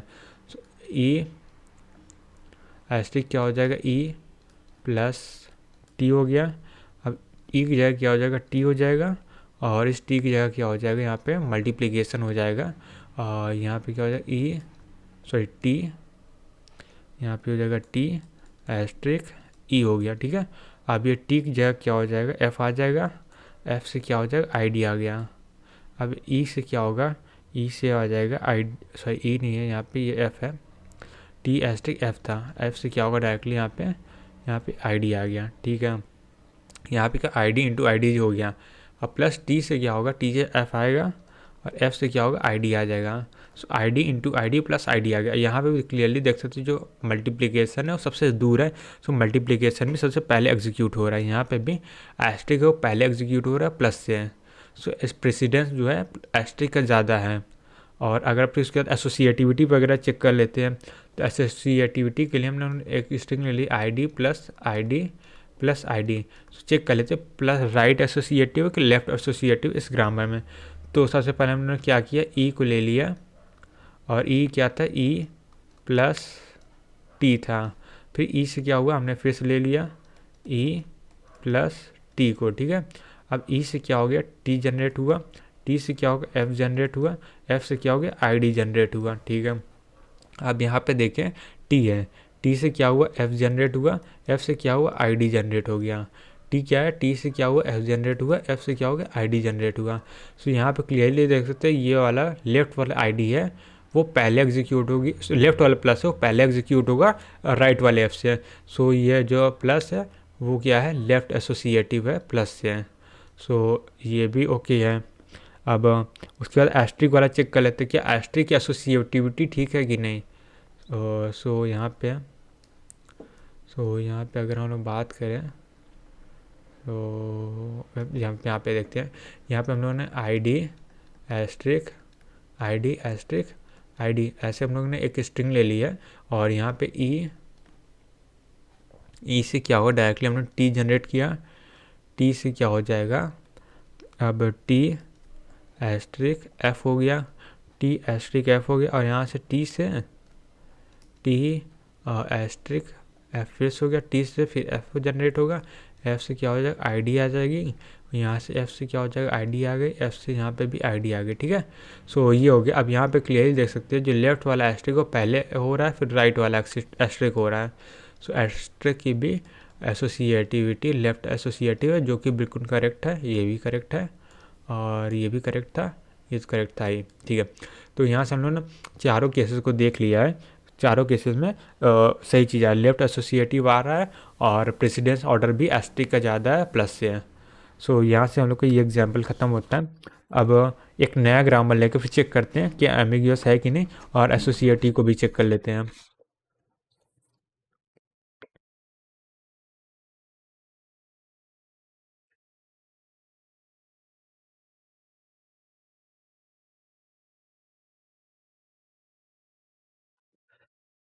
ओके। सो अब हम लोग एक क्वेश्चन दिया गया है, इस क्वेश्चन में हम लोग क्या है, एक ग्रामर दिया गया है, इस E goes to E plus T slash T है, और T goes to T asterisk F है स्लैश टी है। सो यहाँ पे हम लोग को ये क्वेश्चन दिया गया है, और इस क्वेश्चन में हम लोग को बताना है कि सबकी एसोसिएटिविटी क्या है, और एसोसिएटिविटी हो गया, और प्रेसिडेंस क्या है सबका। सो अब यहाँ पे हम लोग सॉल्व करते हैं और देखते हैं। सबसे पहले हम लोग को यहाँ पे ऑपरेटर कौन कौन से दिए गए हैं। ऑपरेटर हम लोग को दिया गया है, सबसे पहले दिया गया है यहाँ पे सबसे लास्ट से स्टार्ट करते हैं। तो यहाँ पे एरो दिया गया है, यानी ये क्या है, पावर ऑपरेटर है, यानी अगर टू एरो 3 ऐसे लिखा गया तो इसका मतलब है 2 की पावर 3 है।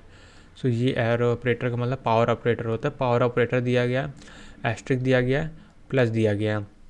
अगर हम लोग देखें सबसे पहले क्या एग्जीक्यूट होगा, जो सबसे ई से सबसे ज़्यादा दूर होगा वो सबसे पहले एग्जीक्यूट होगा। तो यहाँ पे देखो पावर ऑपरेटर है, सबसे पहले एग्जीक्यूट होगा।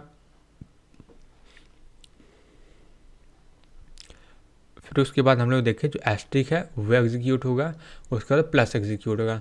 तो ये हम लोग का क्या हो जाएगा, ये हम लोग का प्रेसिडेंस हो जाएगा। अब एसोसिएटिविटी पे आते हैं। एसोसिएटिव में सबसे पहले प्लस का देखते हैं। सो प्लस हम लोग का देखें तो यहाँ पे राइट रिकर्सन लगा हुआ है, तो ये लेफ्ट रिकर्सन लगा हुआ है, तो लेफ्ट एसोसिएटिव है।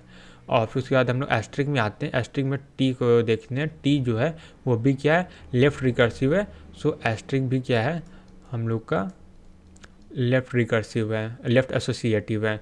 और हम लोग एरो को देखते हैं, यानी पावर ऑपरेटर क्या है, एफ है, और एफ यहाँ पे है। एफ एरो क्या है, यहाँ पे लिखते हैं, एरो जो है वो राइट एसोसिएटिव है, और बिल्कुल सही भी है, क्योंकि एरो जो होता है, अगर जैसे यहाँ पे लिखा 2 एरो 3 एरो 5, तो इसका मतलब क्या होगा, 2 की पावर 3 की पावर 5। तो सबसे पहले 3 की पावर 5 एग्जीक्यूट होगा, उसके बाद 2 की पावर 3 की पावर 5 होगा। सो एरो जो होता है वो राइट एसोसिएटिव होता है, बिल्कुल सही है। सो यही हम लोग काम करना, पहचाना था कौन कैसे एसोसिएटिव है। ओके, सो अब अगली हेडिंग डालते हैं बुलियन एक्सप्रेशन। मतलब एक क्वेश्चन है बुलियन एक्सप्रेशन पे, बुलियन एक्सप्रेशन। ओके, सो आज के लेक्चर को यहीं पे एंड करते हैं और मिलते हैं नेक्स्ट वीडियो में। तब तक के लिए बाय बाय, टेक केयर।